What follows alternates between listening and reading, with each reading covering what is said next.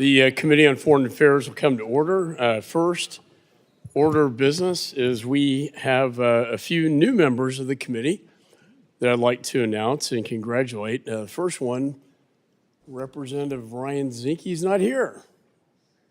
Oh well, that's one strike.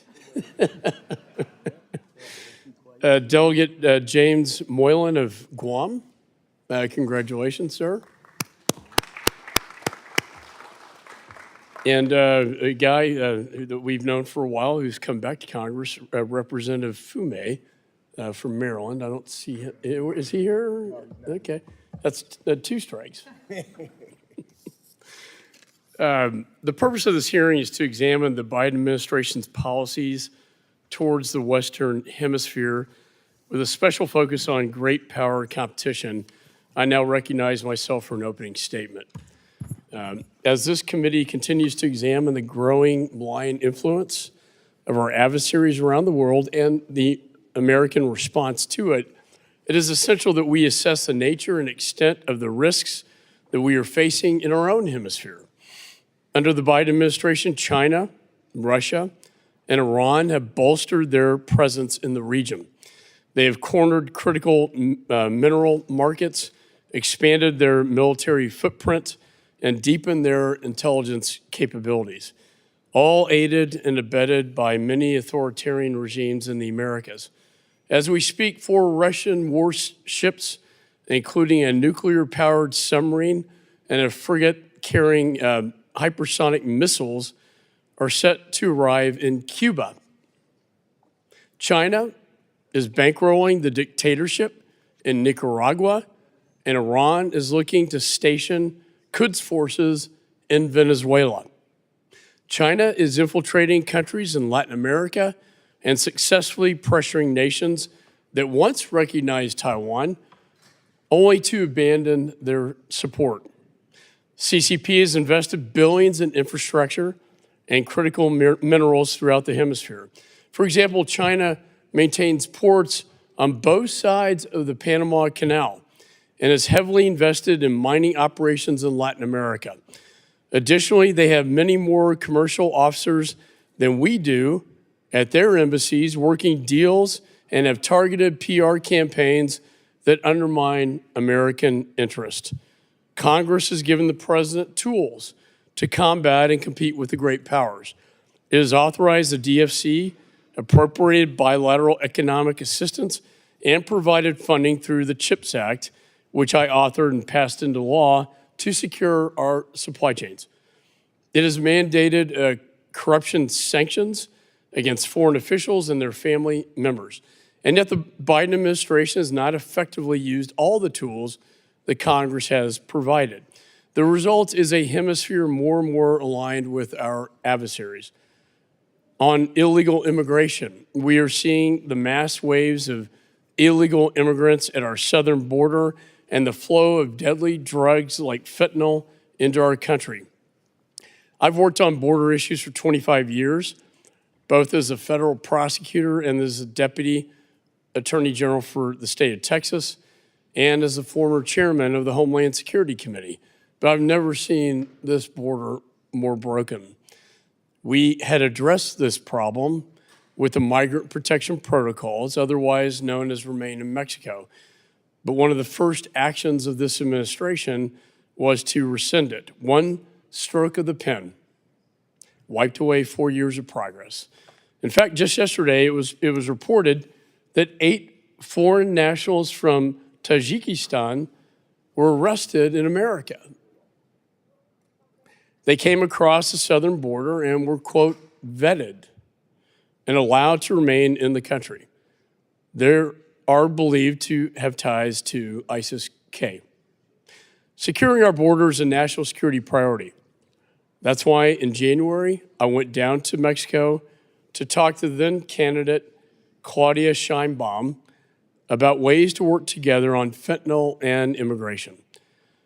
I congratulate her on her election. I hope she takes seriously the immigration issue and fentanyl. Today is an opportunity, though, to evaluate the administration's work and assess the next steps. Our adversaries cannot be separated. They are all connected and they're all working together. We can't win the game if we're not on the field competing. I want to thank our three witnesses for being here today. And in the great power competition in our hemisphere, I believe that America is falling behind. I want to be more optimistic, and hopefully our witnesses today will give us better news than I have prognosticated.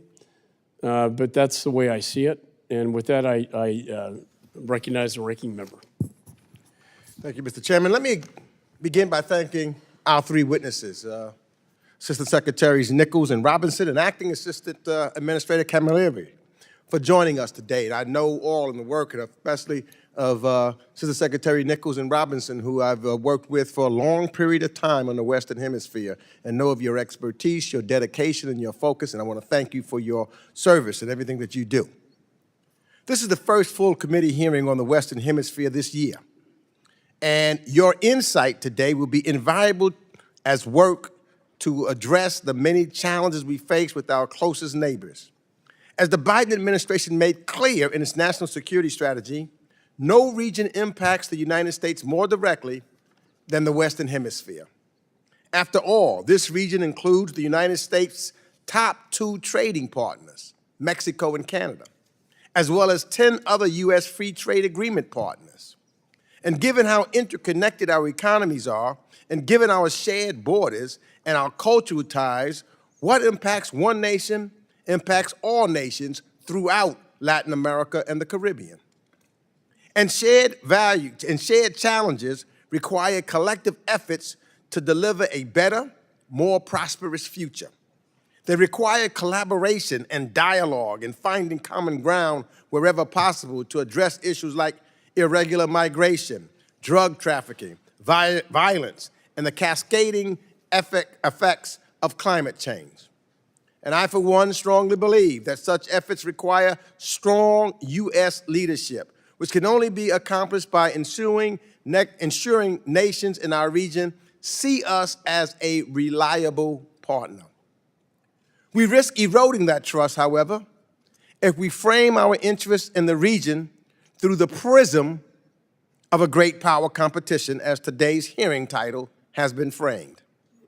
We must be clear that the United States recognizes investment and inclusive development in the region as mutually advantageous for us and our partners. Those investments must match our values, which is why the administration's approach combines a focus on labor and environmental standards, human rights, and inclusive growth.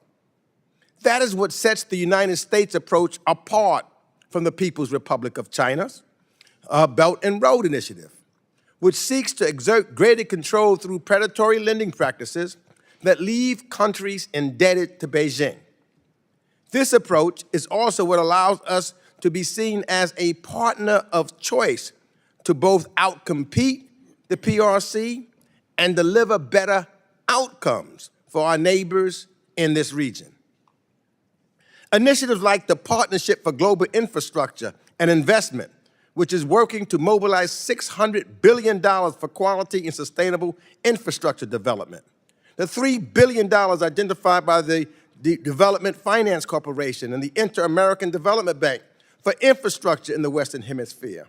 And the Central American Forward Initiative, which has catalyzed $4.2 billion in programming along with friend-shoring efforts, are examples of this administration's efforts to increase investments and growth of our partnerships and with our partners in the region.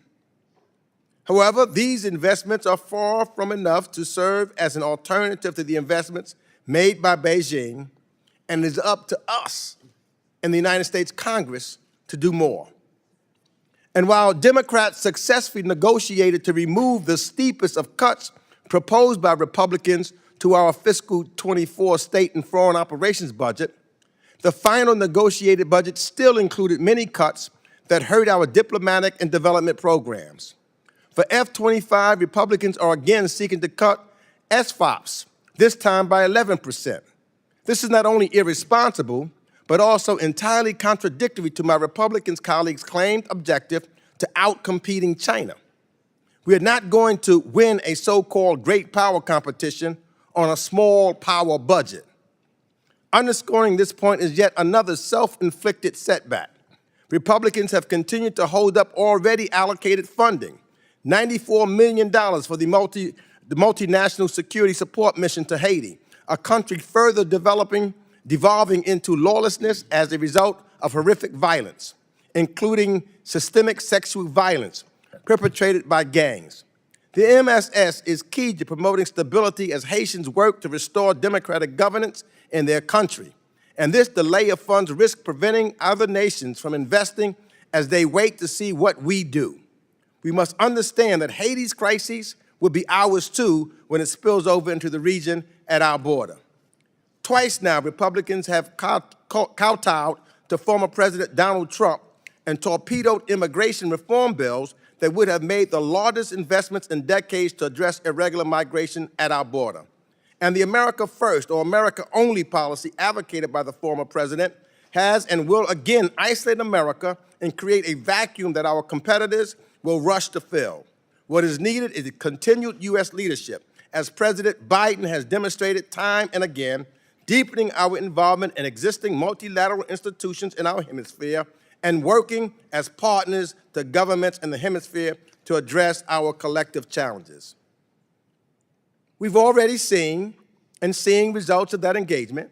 Antigua, Barbuda, and 24 other states of the Organization of American States joined together to condemn Russia's continued aggression in Ukraine this past February. Trinidad and Tobago, the Bahamas, Jamaica, and the Dominican Republic are among several Caribbean countries working to support clean energy project development and investment in broader climate goals through the administration's U.S.-Caribbean partnership to address the climate crisis. And finally, nearly 2 years ago, the Biden administration launched the Los Angeles Declaration on Migration and Protection with 20 leaders from across the Western Hemisphere to support integration, lawful immigration pathways to the U.S., and humane immigration enforcement. Just last month, Colombia announced it would grant temporary protected status and employment authorization to 600,000 additional Venezuelans inside its country, adding to the 2.3 million Venezuelans already in Colombia. And I look forward to hearing more about that today. So with that, Mr. Chairman, let's work together and let's lead in the Western Hemisphere. And I yield back. Gentleman yields, and I appreciate the spirit and passion of my ranking member and good friend, and we will work together, as we always do. It's just too important not to. And this is probably the last bipartisan committee left on the Hill, to be honest with you. Other members of the committee are reminded that opening statements may be submitted for the record, and we're pleased to have a distinguished panel of witnesses before us. Ambassador Brian Nichols is the Assistant Secretary of State for the Western Hemisphere Affairs at the Department of State. Ambassador Todd Robinson is the Assistant Secretary of State, Bureau of International Narcotics and Law Enforcement Affairs at the Department of State. And finally, Mr. Michael Camilleri is the Acting Assistant Administrator, Bureau for Latin America and the Caribbean at the U.S. Agency for International Development. Thank you for being here today. Your full statements will be made part of the record. And I now recognize Assistant Secretary Nichols for his opening statement. Chairman McCaul, Ranking Member Meeks, members of the committee, thank you for the opportunity to testify today. The Western Hemisphere has become a focal point in great power competition again, with the PRC and Russia vying for influence throughout the region. Addressing this challenge requires close coordination with interagency colleagues, international organizations, and our allies and partners around the world. As Secretary Blinken has said, our strategic competition with the PRC represents one of the defining challenges of our time. We also remain vigilant as Russia seeks to expand its influence in the Western Hemisphere through malicious cyber activities, disinformation campaigns, and security force projection. To manage these global challenges, we are bringing together a more integrated, inclusive, and competitive region underpinned by a network of partnerships that can shape the free, open, secure, and prosperous vision for the world. Through revitalizing long-standing partnerships and institutions and building new, fit-for-purpose coalitions, we are working side by side with our partners to address irregular migration, insecurity, the climate crisis, and inequality.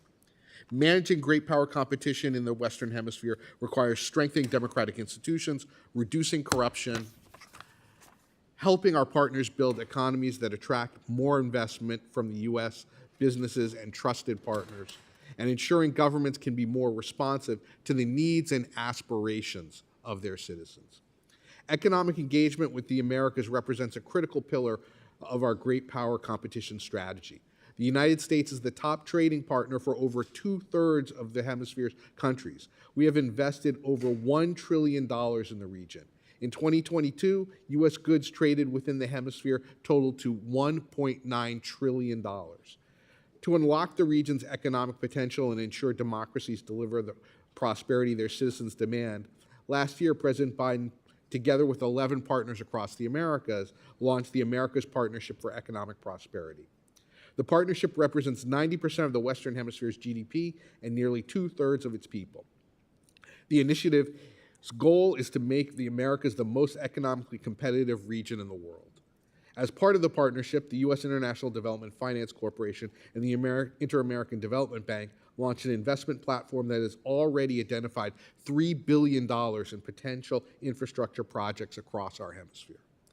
We work together under the partnership to reinvigorate our region's economies, build resilient supply chains, and invest in our workers, our infrastructure, and our strategic industries, including clean energy, critical minerals, and semiconductors. Last year, Intel announced plans to invest $1.2 billion to expand its semiconductor operations in Costa Rica. In April, Panama employed International Technology Security and Innovation Fund to sign a semiconductor research development agreement with Arizona University. The United States also organized the first Americas Partnership Semiconductor Workforce Symposium, and in April, Secretary Yellen and the President of the Inter-American Development Bank convened a conversation on attracting the billions of dollars needed to build out the semiconductor and other supply chains. I strongly support a capital increase for IDB Invest. The President's budget for fiscal year 2025, the administration has requested authorization for the United States' full subscription and appropriation of $75 million as the first payment. A reinforced IDB Invest will deliver on key U.S. objectives for the region of bolstering private sector-led growth, building resilient supply chains, creating economic opportunity for migrant populations, and offering a transparent and accountable alternative to PRC bilateral lending in the region. As we pursue a strategy of invest, align, and compete with the PRC in the Americas, we are also actively working to address Russia's destabilizing presence. Moscow seeks to expand its influence in the region through malicious cyber activities, disinformation campaigns, security force projection, which is why the United States sanctioned the Russian Interior Ministry's training center in Nicaragua on May 15th. Russia's training enabled the Nicaraguan regime's brutal repression against its own people. Russia will conduct heightened naval and air activity in our hemisphere. Russia will temporarily send combat naval vessels to the region. These ships will conduct port calls in Cuba and possibly Venezuela. There may also be some aircraft deployments in the region. These actions will culminate in a global Russian naval exercise this fall. In Cuba, we remain concerned about Kremlin and PRC attempts to shape the nature of Cuba's future. Greater U.S. support for Cuba's private sector remains vital to counter Russia and the PRC's malign influence in Cuba. Promotion of private enterprise is just one of U.S. engagements in Cuba. We consistently advocate for respect for Cubans' fundamental freedoms and press for the release of political prisoners. We have supported Haiti's call for safety and security and pledged $300 million to support the multinational security support mission.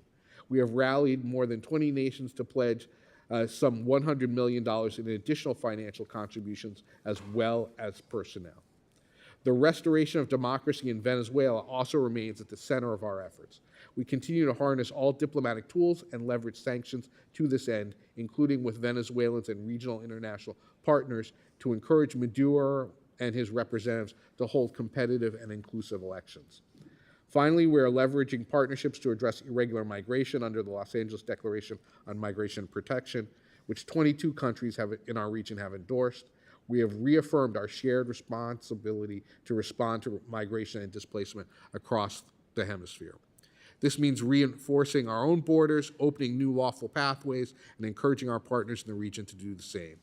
Chairman McCaul, Ranking Member Meeks, members of the committee, thank you for the opportunity to testify before you today. I look forward to your questions. Thank you, Secretary, and I appreciate your efforts on supply chain on semiconductor chips into this hemisphere. And I just recently came back from Taiwan, which is very much in the bullseye of the PRC. I now recognize Ambassador Robinson for his opening statement. Chairman McCaul, Ranking Member Meeks, and distinguished members of the committee, thank you for the opportunity to discuss states' engagement in the Western Hemisphere in this moment of great power competition. In this hemisphere, we are faced with interrelated challenges. Corruption, insecurity, mis- and disinformation, weak institutions, and lack of economic opportunities have dimmed the perception of democracy and the rule of law to many people in the region. Particularly, the PRC and Russia seek to capitalize on these factors to increase their competitive presence in the hemisphere to compete against the United States. In response, INL works with partners in the region to promote rules-based international policies and standards. The threat from malign external actors is constantly evolving and requires additional creative and innovative thinking. Non-state transnational criminal organizations exploit weak rule of law, utilizing global networks and technology to diversify and grow their criminal activity. Countering the flow of illicit synthetic drugs by TCOs and the precursor chemicals used to produce them is an administration priority. Combating the production and trafficking of fentanyl and other drugs is critical to safeguard American lives and deprive TCOs of their profits.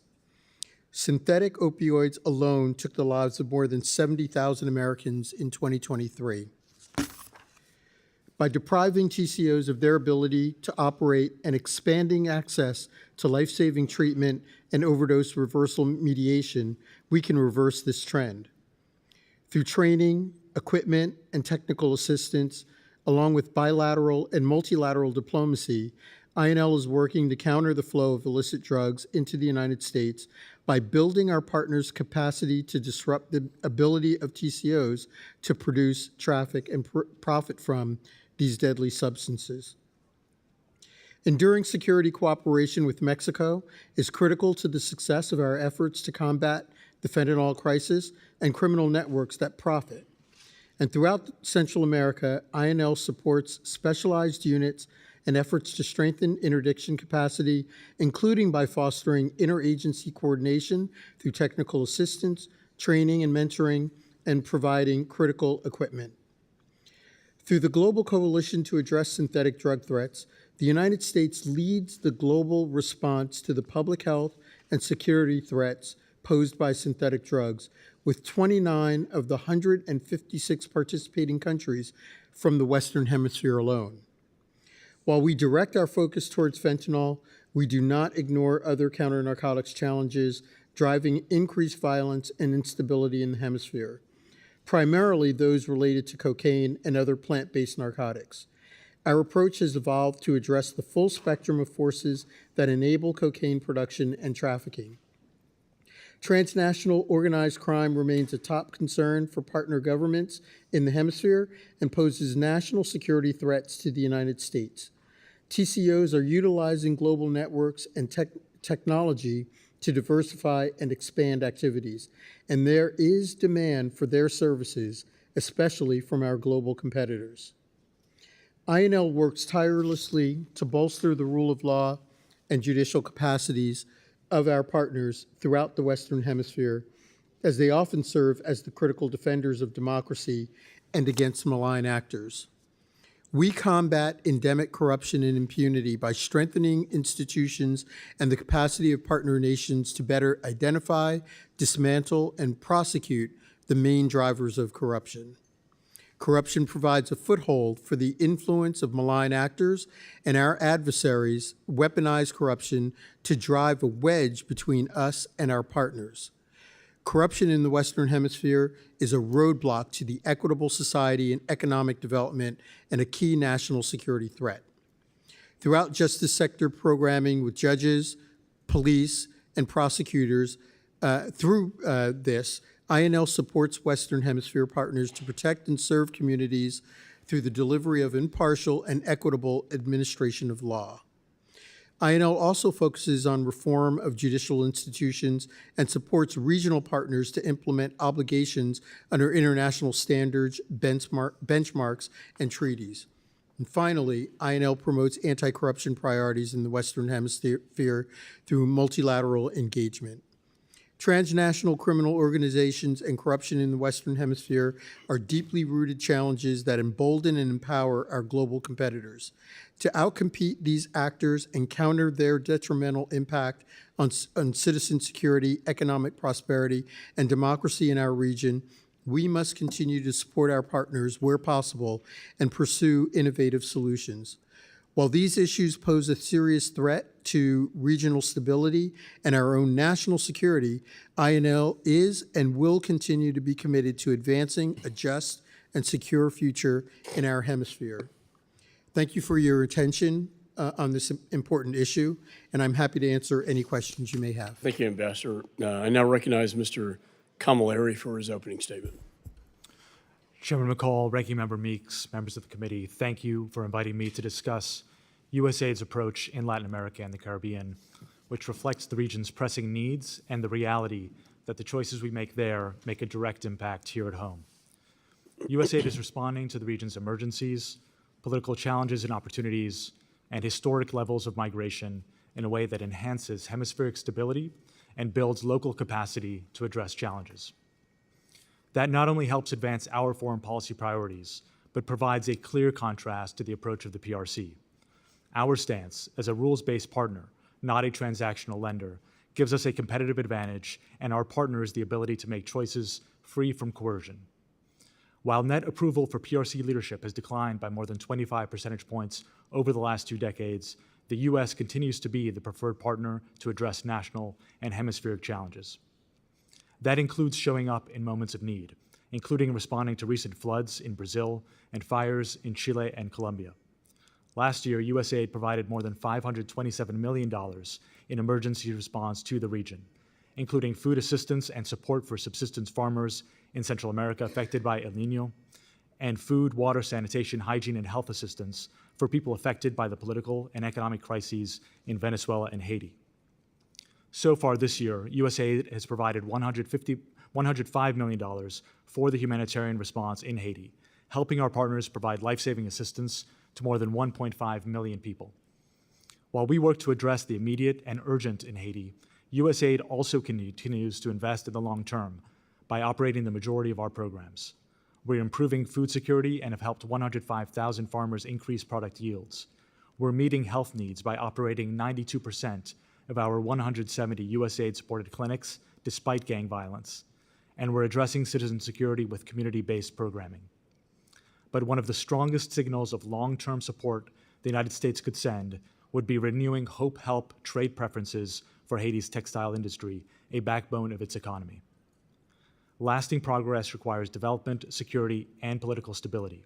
To that end, USAID has joined interagency efforts to build support for the MSS and is prepared to provide technical assistance to the Transitional Presidential Council in Haiti. Our work in Haiti reflects our drive to advance democratic values across the Americas. The region is home to autocratic outliers like Cuba, Nicaragua, and Venezuela, where USAID works to support people who demand democratic change and human rights. In countries where we see dangerous erosion by leaders consolidating power, we support civil society, independent media, and transparency. And we show the region that democracies deliver by capitalizing on bright spots and surging our efforts when citizens take a chance on reformers. That's what we're doing in the Dominican Republic, in Ecuador, and now in Guatemala, where USAID is helping President Arevalo's team ensure that citizens who bet on democracy feel its dividends. We have seen how non-democratic rule in one country can impact the entire hemisphere. 7.7 million people have fled Venezuela in search of freedom and opportunity. Nearly 85% of them have relocated within the region. So we've supported the generous regularization and integration policies of our partner countries, helping Colombia provide legal residency to 2 million migrants, supporting degree validation in Peru, and backing integration efforts in Brazil and Ecuador.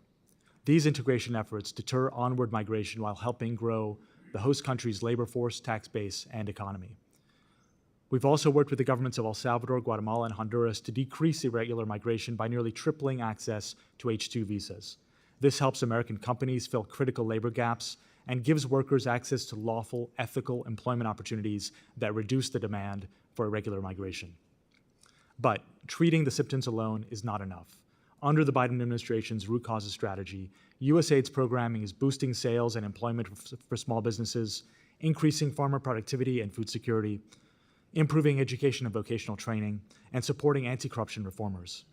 While we cannot claim direct causality, 2023 data shows a sustained double-digit decline in intentions to migrate from Guatemala and Honduras since the strategy launched in 2021. USAID's work reflects our commitment to get the greatest possible return on our investments, whether that means leveraging our programs to encourage effective policies, bringing in private sector and other partners who can take our dollars further, or using our programming to build the capacity of local partners so that they can sustain progress beyond our programs. At this pivotal moment for our hemisphere, the administration's commitment to investing in people and partnerships across Latin America and the Caribbean positions USAID to improve lives and fortify democratic institutions, strengthening our standing in the region and our national security. Thank you, and I look forward to your questions. Thank you, sir. I now recognize myself for 5 minutes of questioning. I have a map that I want to hopefully put up if our technology works here, but this is it. It's not good news. I mean, since this administration took power, we've lost to our adversaries. Brazil, October 2022. Colombia, May 2022. Chile, December 2021. Honduras, November 2021. And if you look at the map, there aren't many friends down there. Got Ecuador, Paraguay, Uruguay, and now with the recent election in Argentina. We need moral clarity and authority in our hemisphere. When you lose that, you lose to your foreign adversaries, like China, particularly.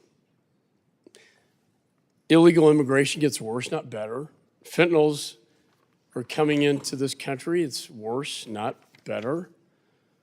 China's malign influence gets worse, not better. Cartels and their operations have gotten worse, not better. And it's all tied together.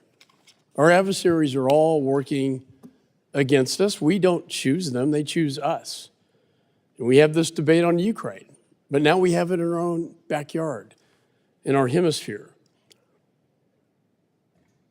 More countries recognize China than Taiwan in our hemisphere, and the Belt and Road projects keep coming and expanding.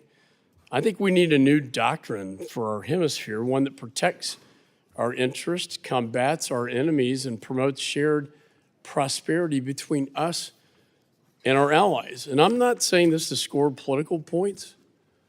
I just want to know, what is the plan? That's reality. What is our plan to address these threats in our own backyard? Mr. Secretary Nichols. Thank you, Mr. Chairman. We work with countries across the political spectrum as long as they respect democracy, the right of voters to choose their own governments. The characterization that you make on some of the governments, I would disagree with respectfully. In Chile, President Boric has repeatedly condemned human rights violations and the lack of democracy in Venezuela, and continues to speak out boldly against the repression in Nicaragua. Peru, President Boluarte and her government have been very supportive of our efforts to bring greater democracy to Venezuela, to address the challenges in Nicaragua. They have raised deep concerns about the presence of Chinese investments in infrastructure, and I think we'll probably talk about that Like the some more Panama today. Canal is a good example. I mean, Roosevelt created it, and then Jimmy Carter gave it back, and now you have two Chinese ports on both sides of the Panama Canal. Panama's a strong U.S. ally. And they are, that's good, right? We look forward to an excellent relationship with incoming President Jose Raul Molino, and we think he will be an excellent partner, and he's already stressed in his conversations with our embassy his commitment to working with us. Mr. Meeks and I will be having a delegation to Latin America, and I look forward to working with you before we do that. Ambassador Robinson, 2 points. I was in Mexico with the Secretary of the Navy. We passed this year, there is new screening that can detect fentanyls and precursors, technology. And I talked to the Secretary of the Navy down in Mexico. They're very interested in getting this technology deployed, especially to the 2 ports on the Pacific side, where all the precursors are coming in from China. Can you give me an update on that? Thank you for that question. We are working regularly with our Mexican counterparts, particularly the Navy, at the port of Manzanillo, and I can't remember the name of the other port. We regularly have contact with them. We regularly review the type of equipment and training they need, including canines, which have been incredibly And that's great. I useful. brought up canines with them. They said they would need like thousands of canines to do this. The technology is now available, and I think we need to get it to them, right? Well, absolutely. What I would say though is, unlike some of our competitors, we can't direct American companies to go to point X or point Y. They're going to go where they can make money. We can certainly expose them to our partners in Mexico and allow them to have conversations with the government. Well, I of talked to the Mexico. Secretary of the Navy in Mexico, and they're very interested. I think if this is a matter of cost, they certainly would, would want to buy it, but I think we could also assist them Absolutely. in that effort. And I would appreciate if you could update me on this, because our appropriations process is going forward. I think that would be a really wise investment. Absolutely. If we're going to protect our children from the scourge of fentanyls. Lastly, Ambassador Robinson, I talked to the AMLO, President of Mexico, and, there's a choke point, and it's between, Guatemala and Mexico. There's also the Darien Gap. It would make a lot of sense to me, and I've been doing this for a long time, this border stuff. I think Remain in Mexico is working, but your administration did away with that. But, I think there's interest on Mexico's part. I think Panama has an interest in the Darien Gap to close this choke point off, where you're not talking about 2,000 miles of border. You're talking about a very finite number of miles that we could secure to stop this illegal immigration that's happening.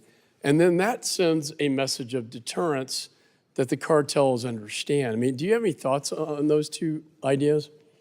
Absolutely, and I completely agree with you. In fact, we are working very closely on both sides of the Darien with Colombia and Panama, both getting them to work together and allowing us to assist them in monitoring the area, getting their forces to the area. Our INL airframes are assisting in getting their officers to the area. We would welcome Mexican support in this effort. I think you're absolutely right that making sure that we're working with all of our partners in the region closely, and we are, can go a long way towards addressing this issue. I look forward to working with you, and I'm going to talk to our appropriators, because we talk a lot about border security around here, but when you got two obvious checkpoint, sort of choke points from a geographical standpoint, to me it's just common sense. I would add Guatemala as well. And Guatemala. In that group. Guatemala and Mexico and the Darien Gap. I think those two combined would make a whole lot of sense, and I think that would be bipartisan, But I'm not going to speak for Mr. Meeks. I will yield to him and recognize him. I do think that could be bipartisan. But, let me just say this. I just believe that we cannot address our shared challenges if we just retreat behind our borders and, we want to talk about outcompeting China. We can't outcompete China or Russia or curb their influence throughout the hemisphere if we drastically cut U.S. diplomatic and development budgets. There's a way why diplomacy is important and what we need to do in our investments. And that would also help with immigration, illegal immigration coming across, because people are leaving certain places looking for a better life because of what's taking place there. And that the United States has to play a role in that. And we can't build the trust that we need to build and sustain partnerships with our partners in regions if the engagement is seen solely as guided by our interest in competition with the PRC, because it says that we don't really care about them. We're just caring about stopping the PRC. And I have been engaged in the Western Hemisphere for most of my congressional career. And when I look at what's taking place down there, particularly when you look at places like Colombia and Brazil and Peru, and I look at some of the things that are taking place there in Central America, the Caribbean, there's issues of whether or not, because what I do see in those things with those governments, with the exception recently of Venezuela primarily, but many of these other countries are democratically elected presidents that the people's voices are crying out for help in certain areas and are looking toward the United States to see where we are. And I know that the president has certain policy priorities that he is putting forward so that we can try to address some of those issues in various parts. So my first question would be then, give us the strategic importance and what are the Biden administration's top policy priorities in Latin America and the Caribbean that addresses some of the concerns that I've just articulated and some of the concerns that we see in some of the countries that are our neighbors and our partners in Central America, in South America, and in the Caribbean. Maybe I'll kick it off, Ranking Member Meeks, and thank you for your decades of leadership on these issues. We are working as hard as we can to promote a more secure, democratic, and prosperous region.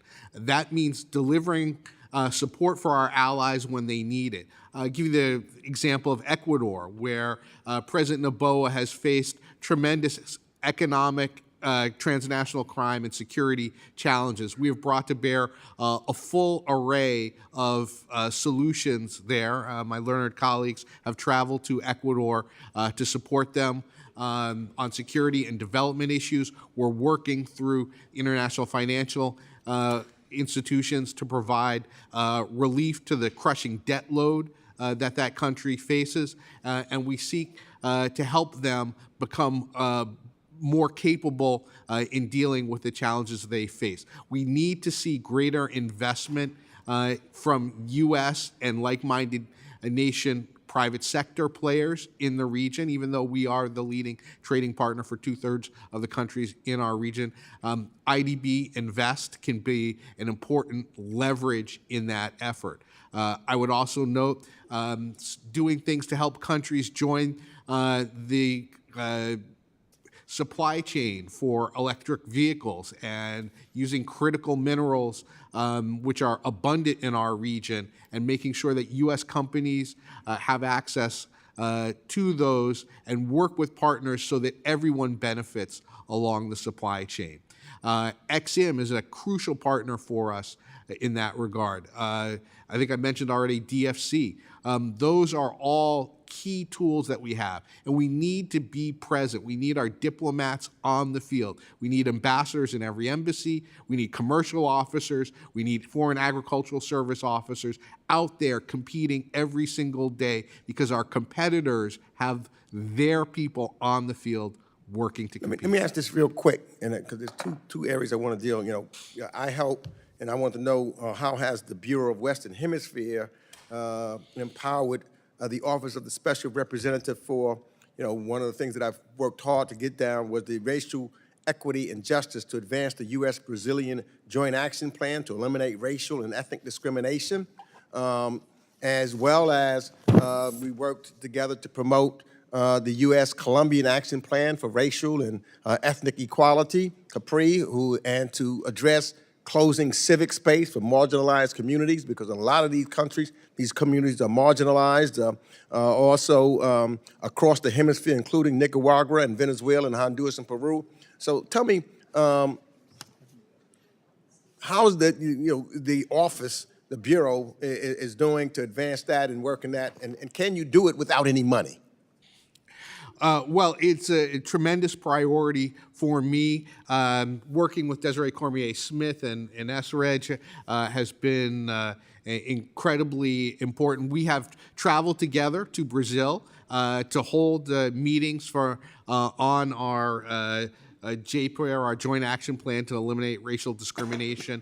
There, we have a comprehensive interagency approach on those issues in Brazil, and we look forward to receiving our Brazilian counterparts later this year to build on the conversations that we had both in Brazil and here in Washington earlier this spring.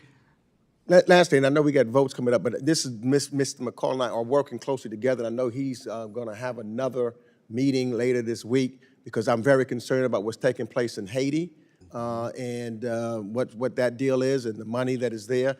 We're working very closely together. He has agreed that we're going to, but tell us, where are we, with reference to this new piece that we can get this thing done, and how important is getting that money that's needed for the security therein? It's vital, sir. We're making progress on the political side in Haiti. We now have a new prime minister in Haiti. A new cabinet has just been gazetted. It's a group of technocratic experts. Kenyan delegation has visited. They're ready to go. They need us to make sure that we have the things that they need in place. The funding that we seek will allow us to provide crucial things like vehicles, fuel, ammunition, radios, other communication devices. This will be an important partnership with not just Kenya, but a number of countries, Jamaica, Bahamas, others from around the region that will support this effort. The Haitian National Police needs our help to be able to deal with the gang challenges. Every day, Haitians and others are at tremendous risk. We saw the tragic murders of 2 American missionaries last month, and we can't let more people die while we wait to deploy. And thank you for that. I have a briefing on Thursday. I just want to have assurances that the money and weapons will not end up in the wrong hands. We have a history of doing that as a nation, and it's a legitimate concern, but I don't want a failed state in the region either that can be exploited by our adversaries. So with that, I recognize Ms. Wagner. Thank you, Mr. Chairman. I'm trying to get this in before we run to votes, and thank you all our witnesses for their service and their time. This administration's waffling has created chaos and instability on a massive scale, from Europe to the Middle East and beyond. We've got Russia, China, and Iran are taking advantage of our weakness and our lack of resolve. Every day, they are bringing the fight closer to our shores, and whether through the utter collapse of security on the southern border or the out-of-control flow, as Mr. Meeks has brought up, of fentanyl into American communities. We must restore American leadership abroad to deter China and Russian aggression, but we cannot neglect the vigilant defense of our interests in our own backyards. Assistant Secretary Nichols, this year so far, 27,000 Chinese nationals have been apprehended at our southern border. A total of 89 of them have been removed from the U.S. In 2024. Last year, 24,000 Chinese migrants illegally entered the U.S., and only 285 were sent back. Why are the deportation numbers so low, and what is your assessment of the national security risk posed by these growing numbers of unvetted Chinese nationals illegally entering our country? The Biden administration is committed to secure borders. No, they're not. 10 million illegal migrants have come across, so don't say that to me, but go ahead. This administration proposed comprehensive migration reform. That was not passed. The president has put forward new regulations that will expedite the removal of those persons found not to have the ability Tell me about the Chinese nationals, 50,000 in the last 2 years. We have worked with partners throughout the hemisphere as part of the Los Angeles Declaration on Migration and Protection to impose new visa restrictions on a number of nationalities throughout the world who are entering the Americas. We have worked with partners to facilitate the repatriation of those persons who do not have. Why are Chinese nationals coming here? Maybe because China doesn't have much hope or prosperity for them. Maybe they're trying to leave. Well, China. that's not doesn't come under the definition of asylum. All right, let me go move on. It's very disturbing, and do not at all tell me or this committee that this administration, this president, has not let in over 7 to 8 million illegal migrants since he took office, and millions more in gotaways.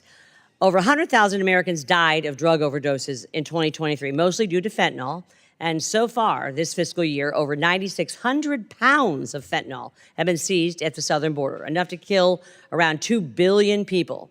In April, the Bipartisan Select Committee on CCP released a comprehensive and damning report finding that China directly subsidizes and incentivizes the manufacturing and trafficking of fentanyl materials and other synthetic narcotics.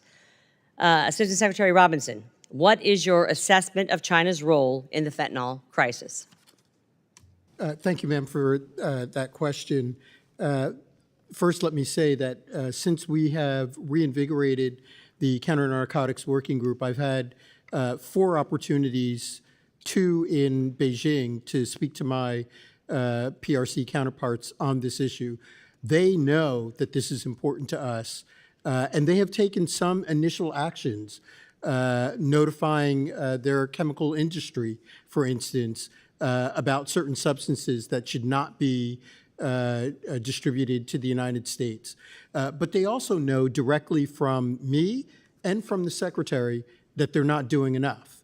Yeah, 9,600 pounds. I mean, that's, as I said, enough to kill 2 billion people, and #1 killer of 18 to 34-year-olds in the United States of America. This is a war on our youth. 100,000 Americans died in 2023. I'm going to move on here. Assistant Secretary Nichols, last year, Brazilian President Lula da Silva allowed 2 of Iran's most advanced warships to dock in Rio de Janeiro. The Lula government granted these ships access to one of Brazil's most important ports despite U.S. sanctions and over the reported objections of the administration. What specific actions has the administration taken against the port in Rio de Janeiro and where the ships docked and the Brazilian companies that provided them services or accepted payments, and the foreign companies that have entangled themselves with the port or those Brazilian companies since? We have discussed with countries around the region the importance of respect for the sanctions against Iran and its forces. We have raised the issue with the government of Brazil. Two of Iran's most advanced warships docked there. What specific action did we take? We have raised this issue with Brazilian officials and expressed our All concern. right, we've done nothing. I yield back, Mr. Chairman. Pathetic. Delay yields back. Committee will recess for 3 votes on the House floor, and we will reconvene after these votes. Thank you so much.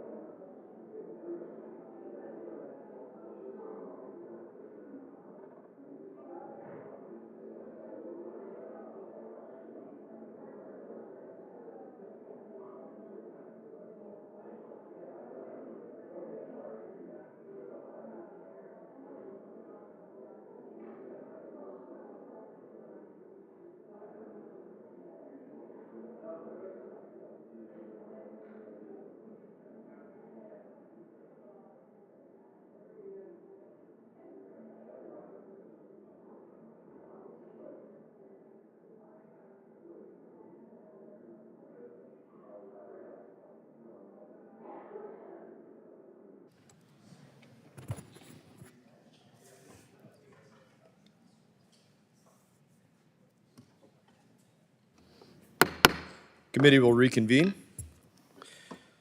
Chair now recognizes Mr. Keating for 5 minutes. Thank you, Mr. Chairman.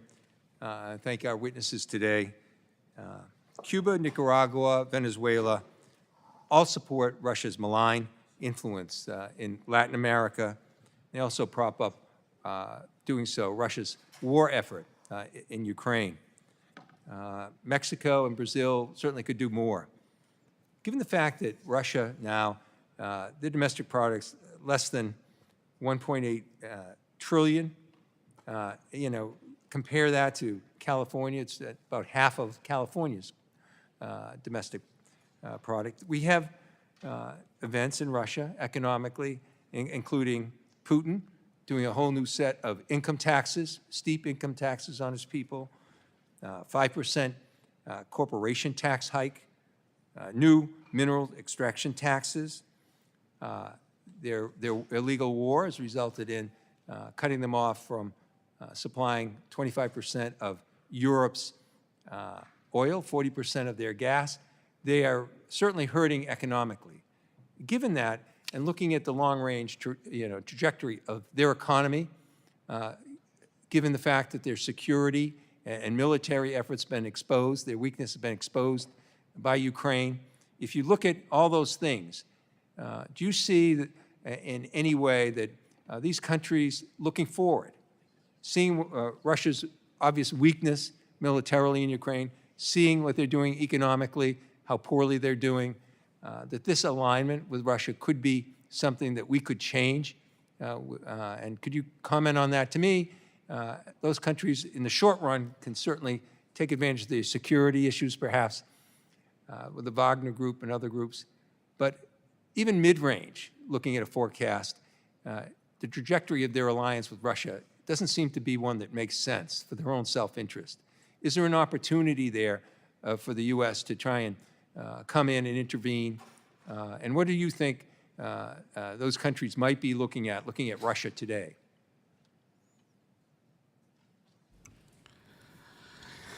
Thank you, sir. The opportunity for us is to prevent a positive vision for cooperation with partners across the hemisphere, to demonstrate that working with the United States is in their interest, to show them that if it's a matter of security cooperation, there's no nation that has more to bring to bear than the United States to support them. We look forward to working, for example, with Ecuador and Peru to help them transition to more U.S. Equipment. We're very pleased that Argentina has bought 24 F-16s, increasing their interoperability with the United States. But that's going to mean a presence and putting forward a positive vision and including through speedier delivery of foreign military sales and greater agility in our foreign military financing.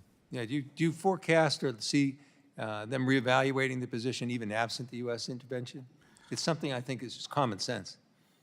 Well, the specific countries that you named, I think this will depend on progress toward democracy in those countries. The primary North Star for Ortega and Murillo in Nicaragua or Maduro in Venezuela is maintaining themselves in power and finding partners that will overlook their glaring abuses.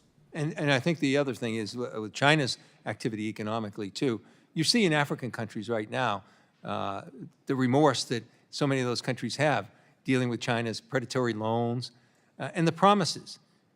Countries that are doing business with them, they'll take their raw materials, they'll use it for their own business, and there'll be slight profits to the country, the home country.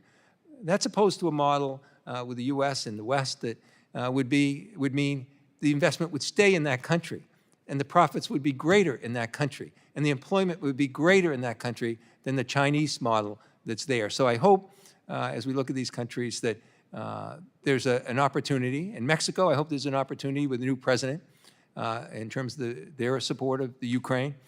I hope all these things come to bear. But there's a great opportunity, and I'm glad we're having this hearing today to give us an opportunity to see what the Biden administration is doing and what opportunities are there for us to really have greater success right here in our own hemisphere. With that, I yield back. Thank you, Mr. Keating. I now recognize myself for 5 minutes. I want to go to you, Secretary Nichols. I have a very specific question. Obviously, the work that we do here does affect very specific companies, very specific countries, very specific individuals. And the question that I want to start with affects a company that is also located in my community. They're dealing with Mexico. President Lopez Obrador threatening to essentially take over their port, their land in the Yucatan Peninsula. That's Vulcan Materials. Are you familiar with this as a situation? I think you are. Yes, I am. Thank you. You know, a little bit of overview on that. What could you say about that? What are you all doing to prevent this? What warning would you give this president on the way out as they're making this threat? What can you do about it? Happy to hear anything you have to say. Thank you. This has been an issue for quite some time, as you know. We have raised our concerns with the government of Mexico at multiple levels.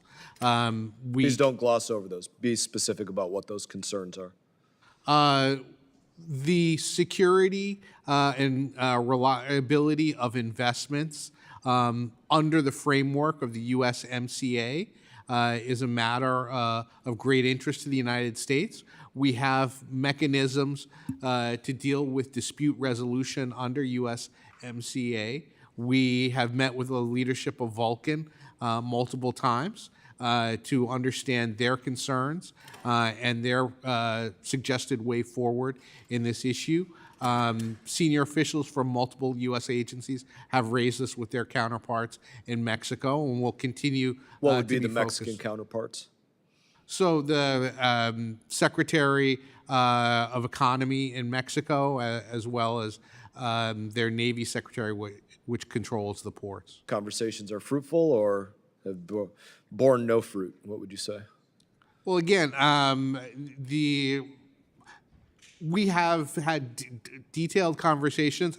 I would say that certainly Mexican authorities understand our concerns, but we continue to talk about the way forward. Do you have any message you'd like to deliver to the President of Mexico from this committee right now? Well, I certainly think that those conversations are more productively held in private. Okay, I appreciate it. I do have, since I have a little bit more time, I will go to a different line of questioning.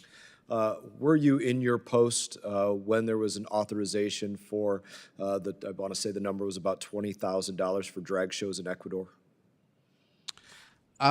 Yes, but that's not an issue that I worked on in any way. Very good. I'm just, and I'm glad to hear that you weren't working on it. It saves you some headache of some questions, but I would be interested to know how many people do you think were a part of vetting that, signing off on that as a, creating the solicitation for it, authorizing the solicitation to go out, and then ultimately approving that solicitation and offering grants? How many people would you say were in that approval process? So as I understand the process, it was done entirely at the post level. It was not a Washington process. It's worth remembering that this grant never actually took place. There was no show. There was That's nothing. right. Political that pressure forced it to be ended, no doubt, and thankfully it would have been a waste of $20,000 of taxpayer money. But still, the question remains, how does that get through to approval? Because it did get to the point of approval. So how many people would you speculate at the post level had to put eyes on that in order for the solicitation, number one, to exist, and then number two, to be approved? You know, it could be as few as 2 or 3 people. That for a small grant to be approved, and my colleagues manage money here, so they may have some insights into the broad process, not in the specific instance. But that's something you receive a proposal. It could be handled by local staff. Then even someone lower than a section chief, It could be depending a on few. the amount. Did you look into it at all? Did you look into who it was? This activity was never took place and was canceled. But did you look into who, from your position, did you look into who approved the solicitation and then who ultimately approved the grant? Well, I talked to the chief of mission, and he told me that neither he nor the deputy chief of mission had ever seen anything about this, and it was a shock to them. It was a shock, and so then there was a discussion about this. Who ultimately approved it? What was the title of the position that approved that? I don't know the answer to that, sir. Did you seek that information? No, sir. Do you believe that's important information for us to know? I think that the important fact is that when it reached supervisory levels, didn't progress, didn't move forward for obvious reasons. My time has expired. We're going to go to Ms. Manning for 5 minutes. Thank you, Mr. Chair, and I'd like to thank Chair McCaul and Ranking Member Meeks and our witnesses for having this important hearing. Before we broke for votes, one of my colleagues objected vociferously to your suggestion that President Biden is working to address the problems at the border. And I'd like to point out that the Senate had a bipartisan border bill that had been negotiated fiercely, but they reached agreement on the bill. It would have provided serious solutions to the border issue, but unfortunately, former President Trump told Republicans in Congress that he would rather run on the border issue than solve that problem for the American people. So we never had a chance to vote on that border bill. I'd also like to mention that I am one of the original co-sponsors of the first bipartisan comprehensive immigration bill introduced in more than 10 years. It was introduced by one of my colleagues on the other side of the aisle, Representative Salazar, along with Representative Escobar. I certainly wish that bill were supported by my colleagues on both sides of the aisle, because that would address not only the border issues, but our other immigration issues. I'd like to ask Assistant Secretary Nichols, I'd like to ask you about an issue that has gotten some press recently, and that is a significant increase in migrants who are taking advantage of loose visa requirements in countries like Colombia and Nicaragua to transit to these countries by airplane and trying to get into the United States. And we've read reports that some of them are stuck in those airports, can't get out because they then can't get the flights they're trying to take to the U.S. It has caused enormous problems, but it's also a way for people to come to the U.S. illegally. So I wonder what the administration is doing to try to crack down on those flights by migrants and, frankly, by traffickers who are putting migrants on those flights. What is being done to get other countries to restrict this route? We've worked with countries around the hemisphere, as well as ICAO and IATA, two key international aviation organizations, to crack down on charter flights that bring irregular migrants into our region.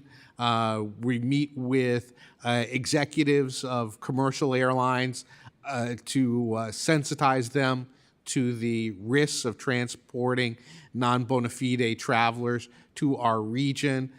We have worked successfully with partners around the hemisphere to impose additional visa restrictions on countries that have a history of sending irregular migrants into our hemisphere. We've worked with partner nations to facilitate the repatriation of irregular migrants back to their countries of origin. Are you seeing any success? We are seeing success. The charter flight industry of irregular migrants has effectively ceased, and those migrants have tried to use commercial airliners or other means to access the region. And can you tell me what impact the administration's regional processing centers or safe mobility offices has been having on migration from the region since they were established last year? So the safe mobility offices have allowed people who wish to migrate to the United States to apply to do so through legal means, whether, for example, it's a work-related visas like the H-2 categories of visas, or other parole mechanisms to access those facilities away from our border. They can do so within the region, and it's prevented thousands and thousands of intending migrants from approaching the U.S. southwest border. Thank you. Mr. Camilleri, can you talk a little bit about more details about the USAID programs to help support civil society in countries with entrenched autocratic regimes like Venezuela, Cuba, and Nicaragua? Certainly, Congresswoman, thank you for the important question. And the limited time we have, just to say precisely in those countries where the regimes that govern those three countries are determined to squash and snuff out civic space, democratic space. USAID is committed to supporting those who champion democracy, free speech, ultimately free elections, and the ability of people in those countries to choose their own leaders and the path that their countries will take. In some places we're fairly lonely, like in Nicaragua, in championing and supporting that work under difficult circumstances, but it's something that we're very committed to. My time is about to expire. Thank you. I yield back. Thank you, Ms. Manning. The chair now recognizes Mr. Davidson, if he is prepared.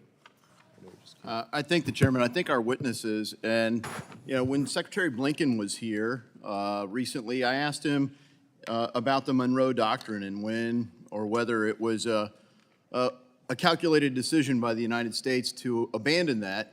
And he seemed unfamiliar with the Monroe Doctrine.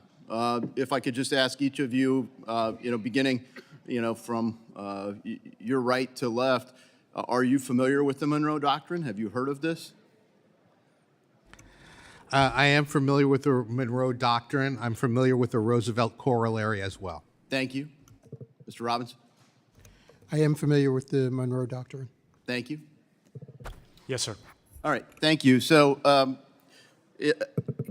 could you summarize it for me? The Monroe Doctrine, the original Monroe Doctrine, states to European powers that they should not seek to reestablish their colonies in the Western Hemisphere. That is the original Monroe Doctrine. And the Roosevelt Corollary, as you see it? The Roosevelt Corollary broadens the Monroe Doctrine to tell foreign powers that they should not seek to establish a presence in the Western Hemisphere or to threaten the United States close to its borders. So was it a calculated decision by the State Department to abandon that doctrine? And if so, when was that decision made? There's no decision to eliminate the Monroe Doctrine. Or the Roosevelt Corollary? Or the Roosevelt Corollary. Well, it's interesting that Secretary Blinken has no recollection of what those things mean. Hopefully he understands what the policy means, but if you look at the results, you would say, no, it seems like he kind of decided we're not actually going to do that anymore. I mean, the chairman started the hearing off by pointing out the results, so if we're still embracing those policies, how do you reconcile the results? I think that we have worked intensively to strengthen our partners and allies in this hemisphere. We work with them on security, democracy, prosperity. The idea that you're not doing anything to counter the other powers coming into the United States. I mean, frankly, it seems like the administration's more concerned about Pride Month activities in Guatemala than they are about China's presence all over the entire hemisphere. I mean, if you look at the agenda, if you look at the ambassadors and what they're emphasizing, and in Guatemala, speaking of that, the Secretary of State was just down there trying to get the Attorney General fired. Why is it an official policy of the United States to get the Attorney General of Guatemala fired? The Attorney General of Guatemala, Consuelo Porras, is a sanctioned individual who has used her office to attack civil society, to attack anti-corruption crusaders, to go after public officials who have combated corruption. She has facilitated illicit activities in that country for years. She tried to obstruct the democratic process that took place with the election of Bernardo Arevalo. This is a person who has done a lot of very worrisome, very bad things. So for that, that's why, is it an official State Department policy to revoke the travel privileges for members of the Guatemalan legislature if they don't support removing it? It sounds like there was a gathering where leverage was applied to Guatemala's legislature in order to coerce them into firing somebody that the Biden administration doesn't like. And frankly, I'll point out that wasn't the first time that Joe Biden was working to influence the firing of a prosecutor. We believe that the Guatemalan people should have the right to be led by their democratically elected choice as president. Do you believe it's fair for the the Biden administration, not the United States of America, but frankly the Biden administration, not acting on behalf of the interests of our country, to threaten the Guatemalan legislature? What we have said is that those who use corrupt means, the payment of bribes, the threats of a wrongful prosecution against their own citizens to prevent a democratically elected leader from taking office, that is a threat to democracy. Well, in you know our what's a hemisphere. threat to democracy and sovereignty is the invasion of our border. So I would love it if you were using the same kinds of leverage. If you're going to use leverage, use it on behalf of our country to defend America's border. Because instead, the Biden administration, with the help of our State Department, has facilitated an invasion of our country. So please focus on our sovereignty in our own country. My time's expired, and I yield back. Thank you, Mr. Davidson. Chair now recognizes Mr. Castro for 5 minutes. Assistant Secretary Robinson, where do the majority of firearms used by cartels in Mexico, Central America, or the Caribbean come from? Thank you, sir, for that question. The majority of firearms used by criminals in the region come from the United States. And would you say that U.S. lax U.S. gun laws are a foreign policy problem for the United States? Well, what I would say is the countries in the region, our friends in the region, are challenged to oppose those transnational organizations, criminal organizations, and gangs who are receiving those weapons. And we are challenged here in the United States to help them. And when countries in the region, particularly the Caribbean, raise their most important priorities with you, this is for Secretary Nichols, how often does the issue of firearms from the United States come up? Comes up very frequently. We believe that the Bipartisan Safer Communities Act was an important step in addressing those concerns. The naming of a special prosecutor in the Department of Justice to lead investigations, the use of technologies like E-Trace, training to partners in the Northern and Southern Caribbean in gun crime investigations has also been responsive to those concerns, but they would certainly, our partners would certainly like us to do even more. And Secretary Robinson, one important tool we have to track and combat the trafficking of firearms is the Bureau of Alcohol, Tobacco, and Firearms' E-Trace system, which allows law enforcement to submit forensic information from captured weapons like serial numbers to the database. Other countries can also participate and submit information, and many do, but there are significant gaps in coverage in Mexico, Central America, and the Caribbean. The INL Bureau that you lead helps build capacity in foreign law enforcement agencies. What are you doing to help foreign law enforcement agencies participate in the E-Trace system and track the source of firearms? Thank you.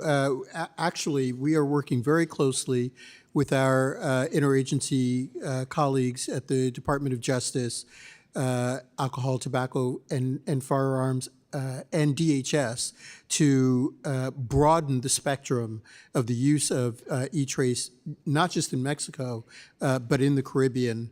I was just there. I was there with the special prosecutor, Michael Ben Avery, to discuss this with our colleagues in the Eastern Caribbean, and we're doing what we can to get more countries to enter the information and the evidence in E-Trace. Well, thank you for that important work. And I raise this issue because we often talk about the very real danger of cartels and the damage that they do, not only in Mexico, but to Americans through the trafficking of fentanyl, trafficking of migrants, because they often force these people to pay a fee to present themselves at the border.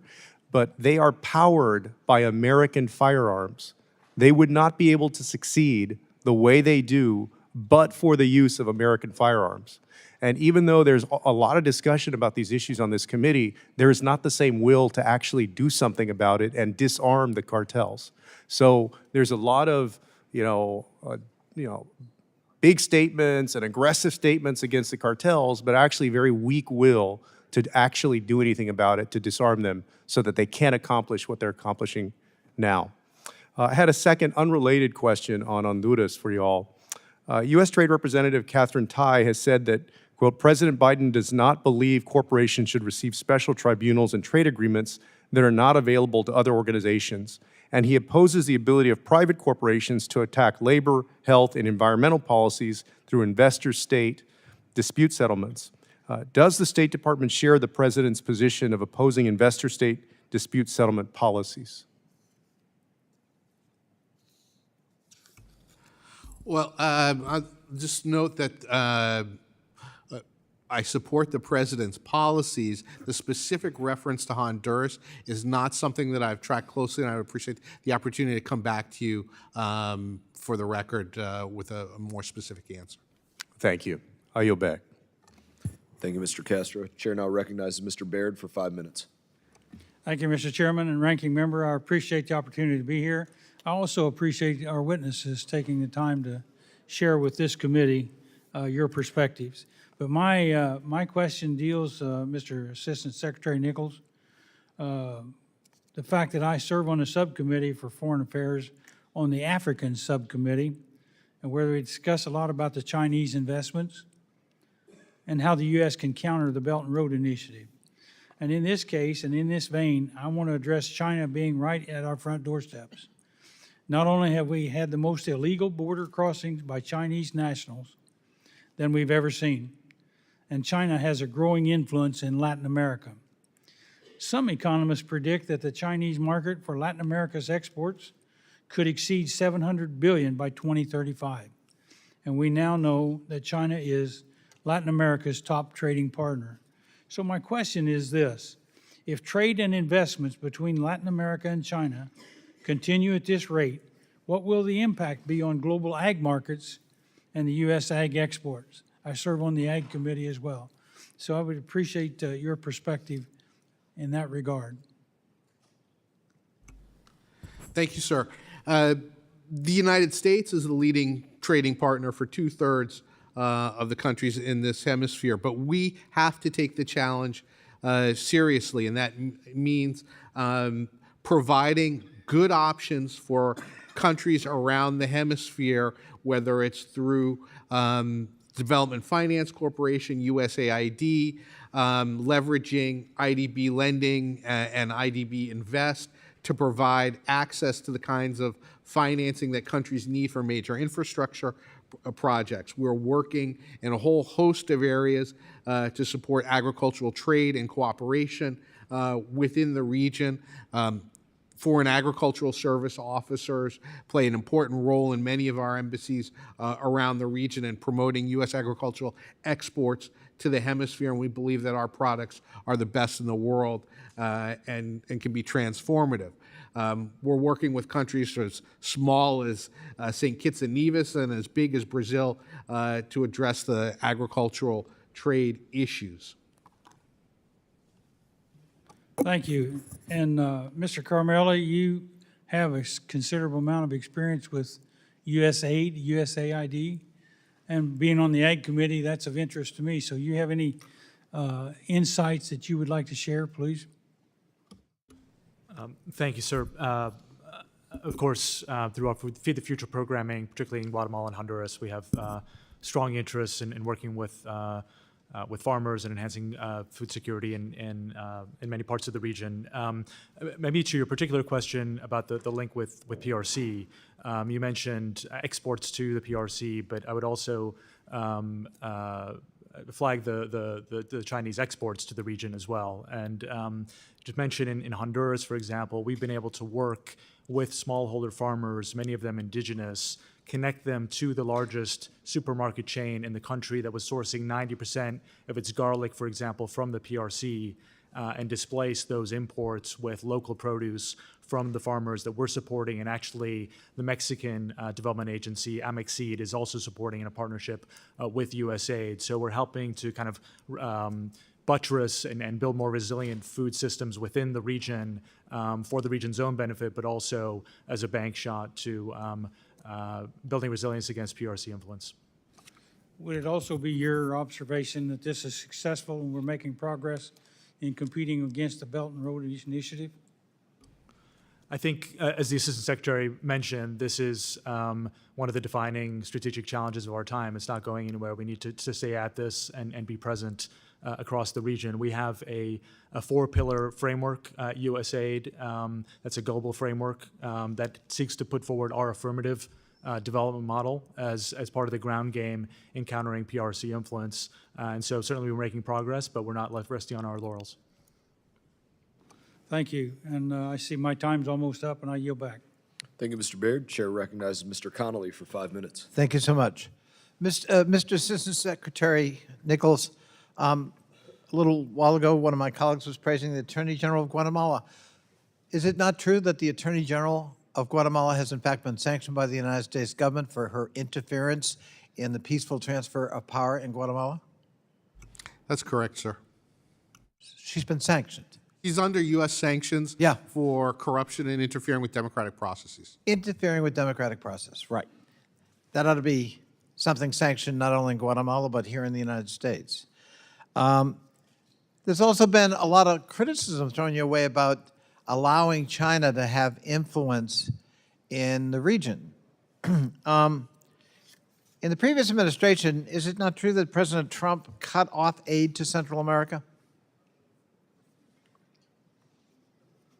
Certainly, there were reductions in assistance to a number of countries in our region proposed by. But specifically in Central America because of then President Trump's concern about migration patterns. Is that not correct? Well, certainly, that effort was undertaken. Yes. So there are 3 of the countries at that time in Central America who recognized Taiwan rather than the PRC. What happened during that administration to those 3 countries in terms of their recognition? So Guatemala continues to recognize Taiwan. Honduras and El Salvador have changed their recognition to the PRC. I see. Now, Brazil. Brazil was, under Bolsonaro, there was a warm relationship, reportedly, between President Trump and President Bolsonaro. And presumably that would take care of all Chinese influence in Brazil. So what happened to the pattern of, say, U.S. trade and Chinese trade in Brazil? Certainly, if my memory serves, PRC investments in Brazil during that period increased. But I note that the United States continues to be the largest source of foreign direct investment in Brazil. Yeah, I'm talking about trade. Yeah. And Brazil's trade with the United States in that time period, that very time period, fell 11%. Fell to the lowest level in 11 years, while Chinese trade and exports increased 34% during the Trump years. So when we're looking for efficacy in policies, it's easy to rhetorically rail against the influence of China, but if we're going to start to lay blame and look at records, let's start with the previous administration and how well that rhetoric and those policies and those relationships worked with respect to curbing Chinese influence in the region. From your point of view, do we need more or fewer resources to combat the competitive threat China poses to us in our own backyard? We need more resources, sir. More resources. Have you looked at what the Foreign Operations Appropriation Bill that's being marked up here in the House does to your budget and to that of the State Department and foreign diplomacy in general? Our legislative affairs colleagues have briefed me on the contents. I have not seen the contents myself. And let's say we're looking at 25, 30% cut in your resources. How would that help you counter the Chinese threat in the region? That would be a devastating cut to our ability to post our people in the field, to provide assistance in ways that meaningfully make us more competitive in the region. We already face significant challenges staffing our posts. We don't have ambassadors in a number of countries. To put it simply, Mr. Assistant Secretary, deep cuts of that magnitude hardly help us in the competition with China. They will, in fact, impede our ability to do that. Would that be a fair statement? Yes, sir. Thank you. I yield back. Thank you, Mr. Connolly. Chair now recognizes Mr. Keene for 5 minutes. Thank you, Mr. Chairman. Thank you to all of our witnesses for being here. Several months ago, reports revealed that Cubans are being recruited to fight for Russia in its illegal continued war of aggression against Ukraine. Has the administration determined that the Cuban regime has either allowed or promoted Cuban mercenaries to fight for Russia? And please explain Russia's current military, political, and economic relationship with Cuba. So we have raised this issue with Cuban officials. I have raised it with my Cuban counterparts. The recruitment of Cubans is something that they expressed concern about. And the reports of that, I think, are worrisome to all of us. The Russian relationship with Cuba militarily continues to be an important relationship for them. And that's evidenced by the fact that Russian ships are visiting Cuba even as we speak. Thank you. Last week, Claudia Sheinbaum was elected as Mexico's president and will be taking office in October. With new leadership in Mexico, what are the expectations for negotiations on measures to address and combat the production and trafficking of fentanyl in Mexico and combating it along the southern border? Sir, thank you for that question. As you know, we have a very important relationship with Mexico in terms of trying to stop the flow of fentanyl from the border. We will have to see what happens when President-elect Sheinbaum takes office, but indications are that she takes security seriously. During her time as mayor of Mexico City, she increased budgets for the security apparatus in Mexico City significantly, I think something like 15%. That is a strong indication to us, at least, that she will take security seriously when she takes office. We will, of course, we are reaching out to her team now and look forward to working with her when she's inaugurated. Her soon-to-be predecessor proved to be a difficult partner in assisting the United States in countering illegal migration stemming from Latin America and the violence of the drug cartels. What are the strategies that you are using to counter the illegal migration and to address cartel violence that includes human trafficking? Well, I can't speak to migration specifically, but what I will say is we have a very strong relationship with the security team in Mexico currently, and we expect we will have an even stronger relationship with the security team of the new president. We work very closely with the Secretariat of the Navy. We are training and equipping both at the federal level and at the state level. We have an excellent relationship working with our interagency partners at the Department of Justice with the Attorney General's office. All of those relationships are important, and we will keep working with them. We anticipate working with them with the new president. And in an effort to counter the Kremlin's continued influence operations in Latin America, the State Department and OFAC have sanctioned entities such as the Social Design Agency, the SDA.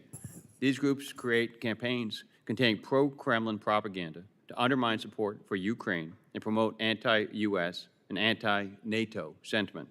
What strategies can the U.S. Department of State employ to effectively counteract the misinformation and propaganda campaigns orchestrated by influence for hire firms like the Social Design Agency in Latin America? So note that through the Global Engagement Center, we seek to counter disinformation from Russia throughout the region.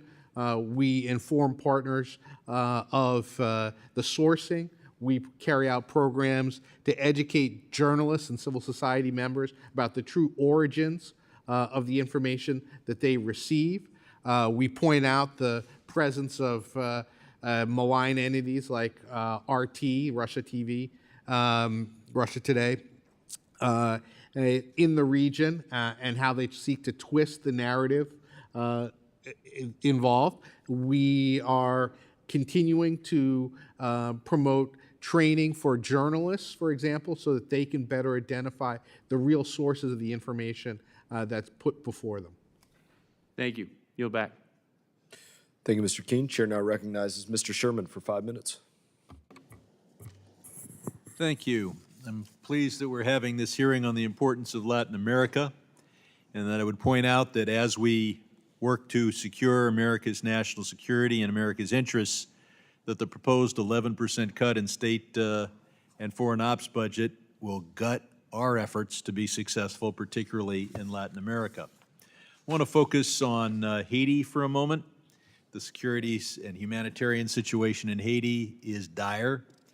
Gangs control 80% of Port-au-Prince, while nearly 1.5 million Haitians are facing famine. 362,000 people are internally displaced. We see young girls regularly the victim of sexual and gender-based violence. In short, gang violence has caused life in Haiti to be unbearable. However, for more than 6 months, Republicans have repeatedly put up obstacles. They're preventing the release of funds for the multinational security support mission.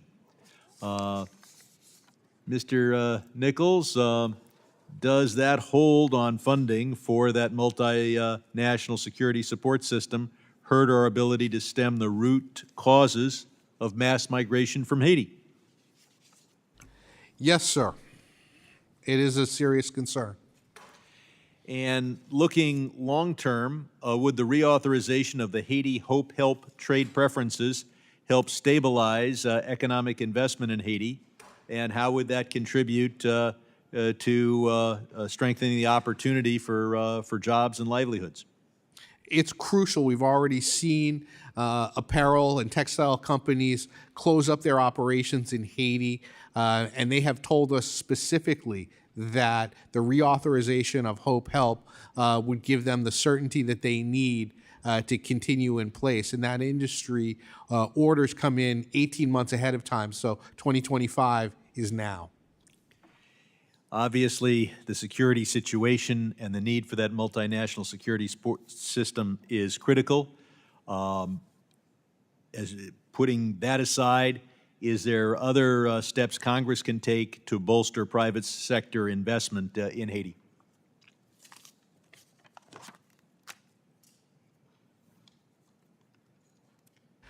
Certainly, among the things that are important, beyond trade preferences contained in Hope and Help, increasing security. That is the #1 concern that investors cite in their inability to operate in Haiti is the security situation. That's, I think, obvious to anybody who sees what's going on there. Obviously, we're focusing on fentanyl. 110,000 Americans died from drug overdoses last year. China has been the primary source of precursor chemicals synthesized into fentanyl in Mexico. If China were to stop providing those precursor chemicals, are they easy for the drug cartels to get from some other source, or would that significantly dent their ability to bring fentanyl into my city? Thank you, sir, for that question. The short answer is it's complicated because some of the chemicals are dual use chemicals, so they have legal uses. What we continue to ask of the PRC is that they do a better job of figuring out. If we were successful with the PRC, would that? I think I have another 30 seconds. Oh, the clock is is wrong. I'll ask you to respond for the record as to whether, if China were successful in stopping those chemicals, whether the drug cartels could get them from some other source. Potentially, yes. I yield back.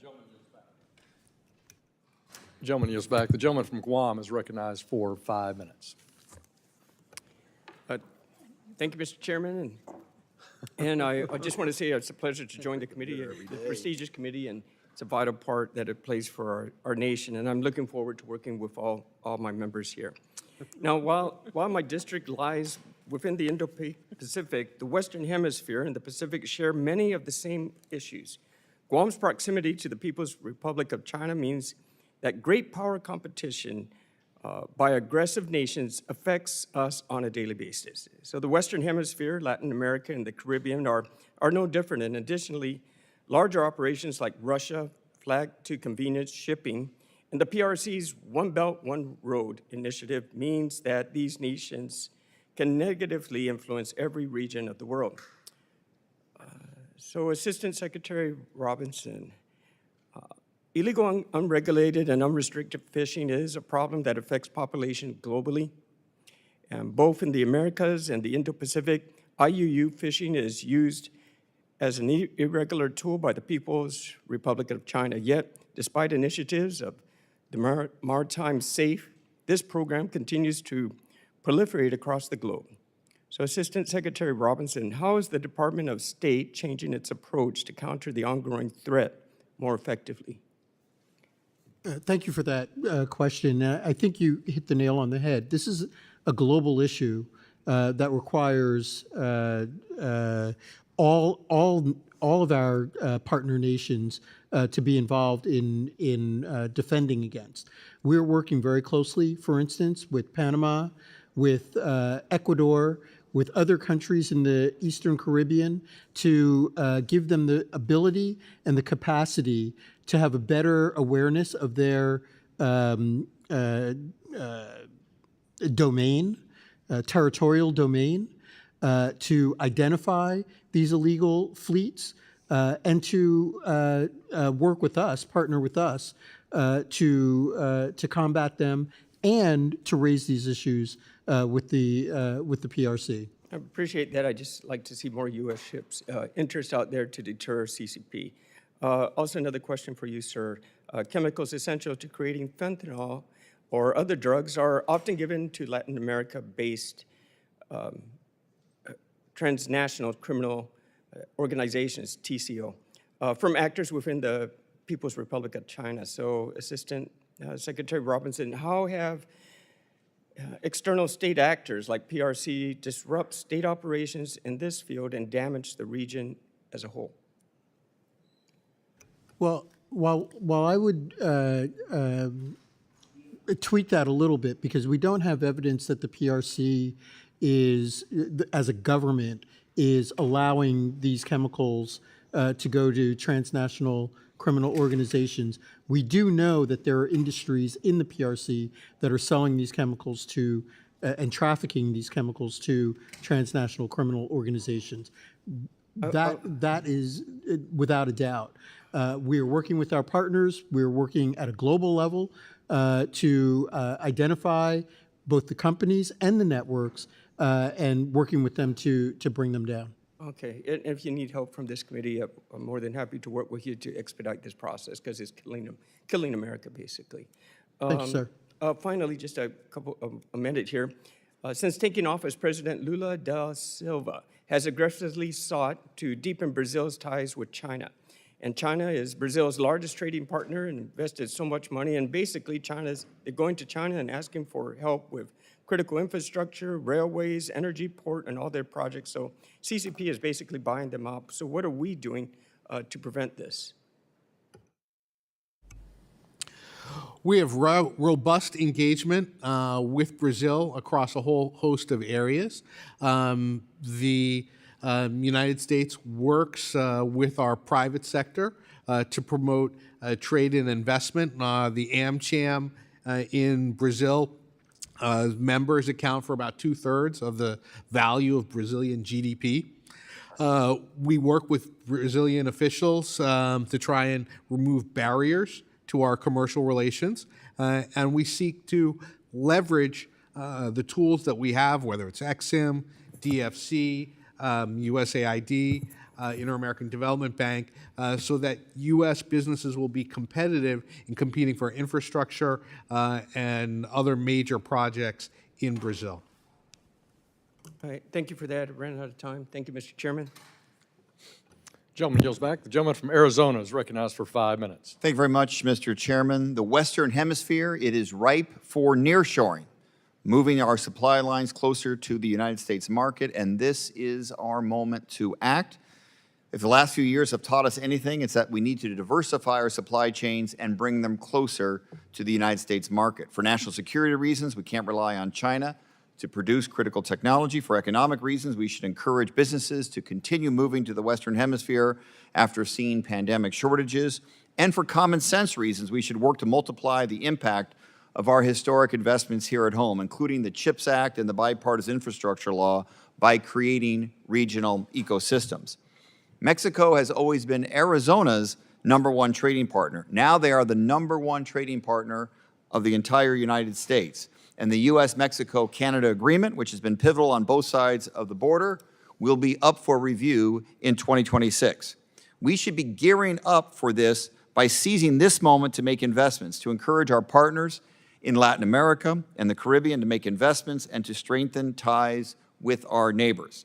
This should include investments in the semiconductor supply chain, particularly the upstream parts, including critical mineral mining and processing, and downstream parts like testing and packaging. On the upstream side, Peru, Bolivia, Argentina, Chile, Mexico, and others have large deposits of minerals that are critical for making semiconductors. Building industries that mine and processes those minerals would make them formidable players. On the downstream side, Intel already has an assembly and testing facility in Costa Rica, and states in northern Mexico have expressed deep interest in getting involved as well.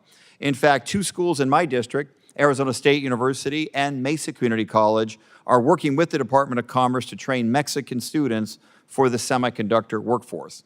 My push is that we use all of our tools, our schools, universities, Development Finance Corporation, the State Department's International Technology Security Innovation Fund, and our historic investment in the CHIPS and Science Act to shore up national security, diversify our supply chain, develop stable jobs in Latin America, and create a regional semiconductor ecosystem. Assistant Secretary Nichols, Mexico has lots of work to do to address nearshoring challenges. It needs to open up its energy policy and rein in the cartels. How should the United States encourage President-elect Sheinbaum to tackle such obstacles to nearshoring investment? Well, first of all, let me just wholeheartedly agree with everything that you've said. And with regard to Mexico, Mexico is one of the leading recipients of foreign direct investment in the world, particularly in northern Mexico. President-elect Sheinbaum is a scientist. He worked for the department in one of the labs of the U.S. Department of Energy, and I think demonstrating to her with the hard facts the importance of these issues and laying out the scientific case will be compelling for her. I have another question for you, Assistant Secretary Nichols. On Monday, President-elect Sheinbaum spoke about the AMLO proposed judicial overhaul that could upset the balance of power in Mexico and create market unrest. How do you anticipate that Mexico's recent election and the proposed judicial changes will affect American treatment in Mexico?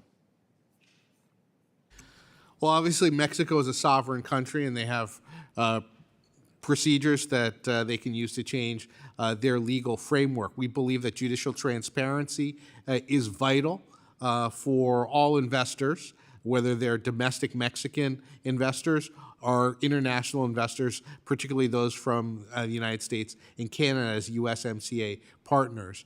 We will continue to insist, whatever the future legal regime is in Mexico, that all the signatories to USMCA respect the protection of foreign investment provisions in that agreement. Thank you. And I recently introduced H.R. 8414, the Semiconductor Supply Chain Security and Diversification Act, a bipartisan bill which directs the Development Finance Corporation to invest in parts of the semiconductor supply chain in the Western Hemisphere, regardless of income classification. Assistant Secretary Nichols, beyond investments from the Development Finance Corporation, how should we be working with other Latin America and Caribbean governments to attract nearshoring opportunities, particularly the critical mineral processing or testing and packaging operations to build a robust regional supply chain? Undersecretary Jose Fernandez has been leading our efforts around critical minerals in the region, bringing countries into the supply chain, securing those assets for the mutual benefit of our partners around the hemisphere. We've seen already investments, as I referred to in my opening statement, in Costa Rica, for example. The gentleman's time has expired. So we'll continue to work on that. Thank you. I yield back. Thank you. The gentleman has yielded back. The gentlewoman from Florida, Ms. Salazar, is recognized for 5 minutes. Thank you very much. Wonderful to see you, all of you, Mr. Robinson, Mr. Nichols. Mr. Nichols, we saw each other in El Salvador and a couple of days ago. Wonderful to have seen you there for the second inaugural of President Bukele. Salvador was the murder capital of the world at one point, and now is the safest country in the Western Hemisphere. Not bad. But you know that Bukele was not one of your favorites. What did he do right? President Bukele and his government have implemented a comprehensive rule of law programming. The frontal effort to control the gangs in El Salvador is impressive and something that many countries are watching with great interest. We are concerned, however, that such policy should include a respect for the rule of law and the opportunity for all citizens to receive due process. Of course, I was the first one who told him we do not want anyone who's innocent in jail. Right, you agree with me, but do you still agree that they did a great job? And even the State Department is saying, okay, well, maybe we should copy this. Well, I think that we can help countries implement policies that address crime and still respect the rule of law and human rights. No doubt about it. I'm sure they want that too. All right, so you know I only have 5 minutes, so I have to move to the other one. Let's go to Cuba. The newest economic policy allows Cubans to use our banks, the United States banks, to transfer money anywhere around the world, supposedly for trade purposes. And I have no doubt that the Biden administration had the most noble interest in helping the Cuban people. But we know the Cuban regime. And you know what could happen? One of the problems is that, let's say that the regime forms a company and it disguises in a company that is selling, or I'm sorry, is buying tomatoes from Turkey. All right, so Cuban company buys tomatoes from Turkey, and in reality, what they're doing is laundering money for Hezbollah. Our banking system doesn't need to know this. I mean, you know that's a possibility. So what do you think haven't you thought about this? So the regulations that we have put in place will help thousands of independent Cuban businesses. Yeah. The individuals who participate are screened. The participation of Cuban government officials is specifically prohibited. No, but wait a minute. The Cubans are intelligent, and they're going to find Pepe or Berta, and they're going to say, hey, come on, you're going to put together this little trade, this little business, and we're going to be selling tomatoes to Turkey. And in reality, they're behind it, because you know that's what they do. We don't do that, but they do. So my only question is, what can we really do in order to prevent that? Because we don't want the Cubans to be using the United States banking system to launder money and to help our enemies. Do you understand that that's a possibility?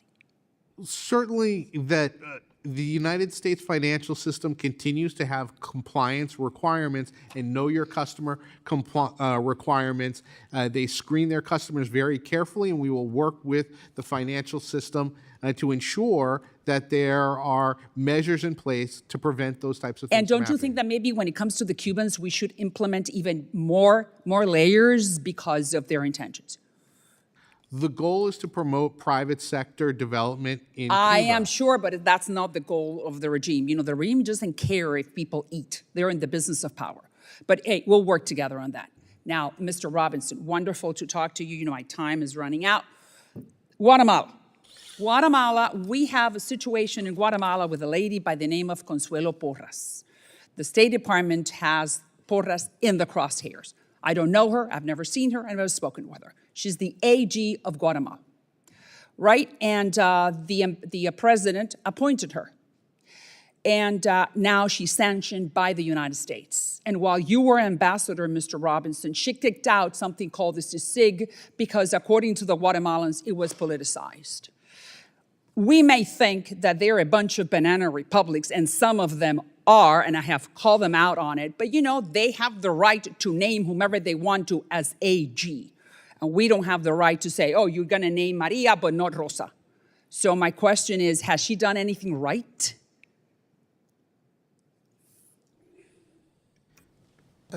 Just a point of clarification, CICIG was kicked out after I left Guatemala. No, I understand, but the State Department doesn't like her one bit, and she's been sanctioned. So I just, you know, what has she done anything right? Why are we persecuting this lady? She has been sanctioned for undermining democratic institutions and the free and fair election, attempting to undermine the free and fair election in Guatemala. But you know how many people in Latin America have done that and they have not been sanctioned, like the president of Argentina, the president of Ecuador. I mean, we have a lot of people who've done that, but why her in particular? Would you please answer her question in writing, please? And the gentlewoman, his time has expired. Yeah. The gentleman from Rhode Island is recognized for 5 minutes. Thank you, Mr. Chairman. Thank you, Mr. Camilleri and Assistant Secretary Robinson for being here today, and Assistant Secretary Nichols. It's a point of personal privilege. It's always great to see another Rhode Islander and certainly a fellow Quaker, Moses Brown Quaker, here today. As we all know and have covered today, the Western Hemisphere faces complex and interconnected challenges, whether it's regional violence and corruption, climate change and food insecurity, or the issue of regional mass migration. Because of this, the State Department and USAID have a responsibility to engage with partners and allies as we work to increase security and stability in our own backyard. Full funding of this work has never been more vital. One area where the State Department has a proven track record is its support of democracies in the Americas that are working to fight corruption.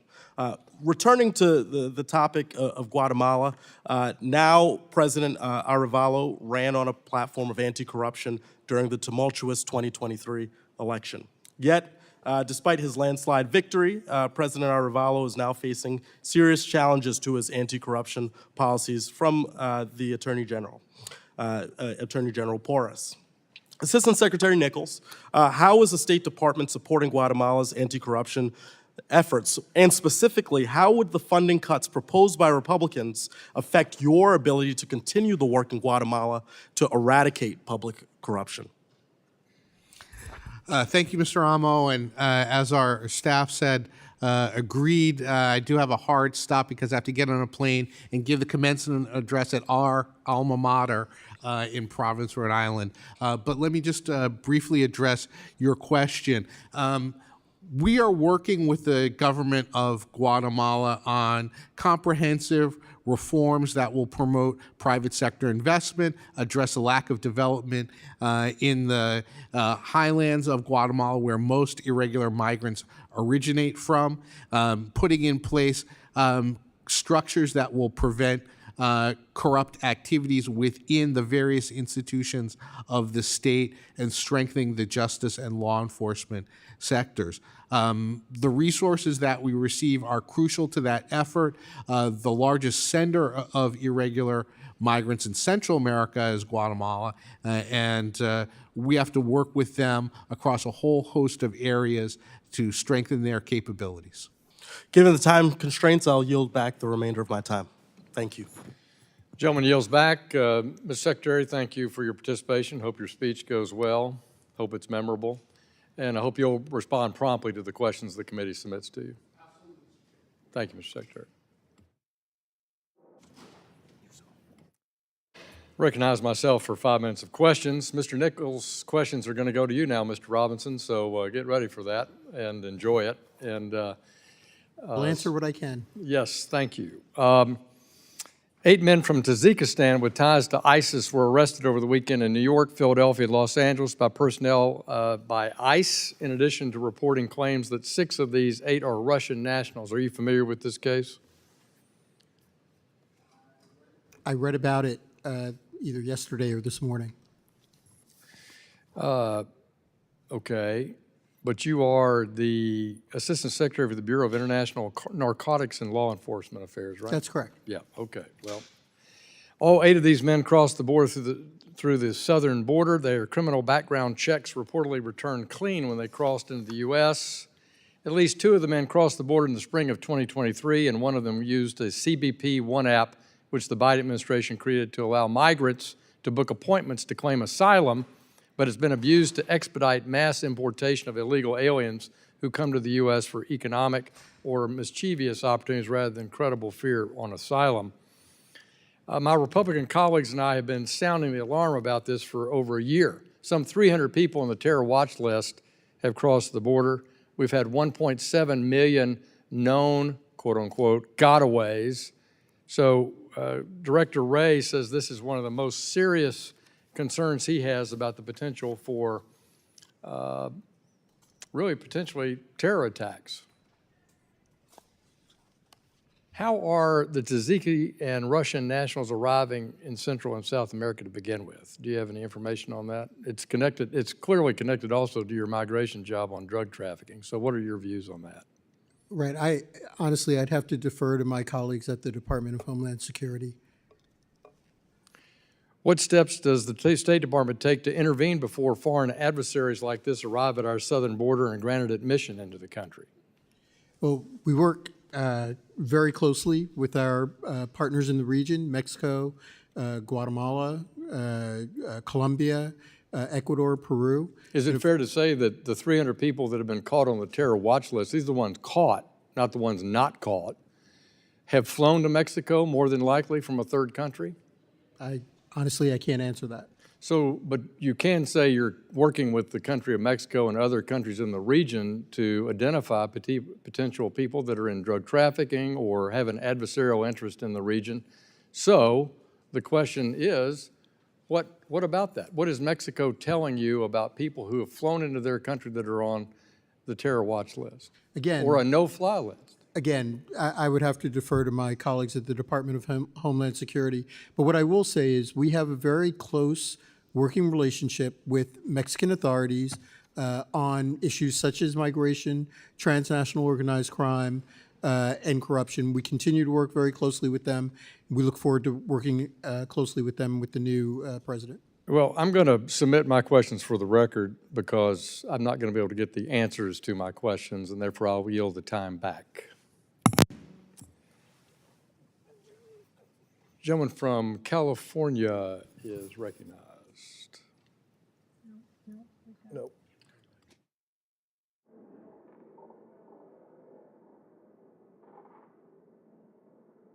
The gentlewoman from California is recognized. Pardon me. Thank you, Mr. Chair. And thank you to our witnesses for being here today. I do think it's ironic that we're discussing the need to counter PRC influence in the Western Hemisphere when my Republican colleagues are seeking to slash the international affairs budget by a devastating 11%. And these drastic cuts will lead to U.S. absence in Latin America and the Caribbean, a region that already gets less attention and resources than it deserves. I recently came back from a trip to Brazil, and it was focused on JPER. A number of very critical discussions came out of that trip. So Acting Assistant Administrator Camilleri, I was concerned to hear reports of forced conversions and religious discrimination against groups that practice African-based religions in Brazil. Does USAID view the protection of these groups' cultural heritage and tradition as linked to better development outcomes? Thank you, Congressman, for the question.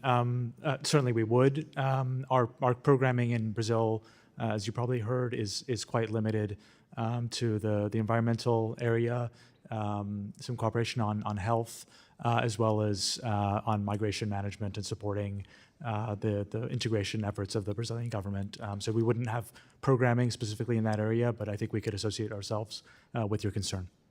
So how do you manage sort of localized resources and support and infrastructure across the Western Hemisphere? I would imagine that it should not warrant a one-size-fits-all model, but please share, because I've heard that that's not happening.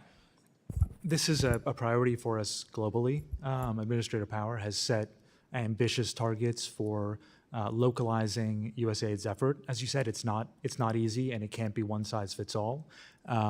Within the Western Hemisphere, we've actually been at the tip of the spear in some ways in this effort in Central America with an initiative called Centroamérica Local. And to give you a sense of the progress we've made in fiscal year 2020, 3% of our funding in Central America went directly to local organizations. In the last fiscal year, that was up to 21%, and we have a global target of 25%, which we expect to meet in the next year or two in Central America. We've made, I think, substantial progress in some other areas of the region, Paraguay being perhaps the best example. In other places, there's more work to do, but this is, again, a global priority and one that Administrator Power has placed a premium on. I just want to say, if the framework model shouldn't be the same for each country, the measurables and the metrics also should not be the same, because there are different countries, there's different kinds of collaboration, there's different kinds of capacity, et cetera. So please take that back. Assistant Secretary Robinson, how does U.S. contributions to the Amazon Fund help counter the deforestation caused by criminal actors engaged in illegal mining practices?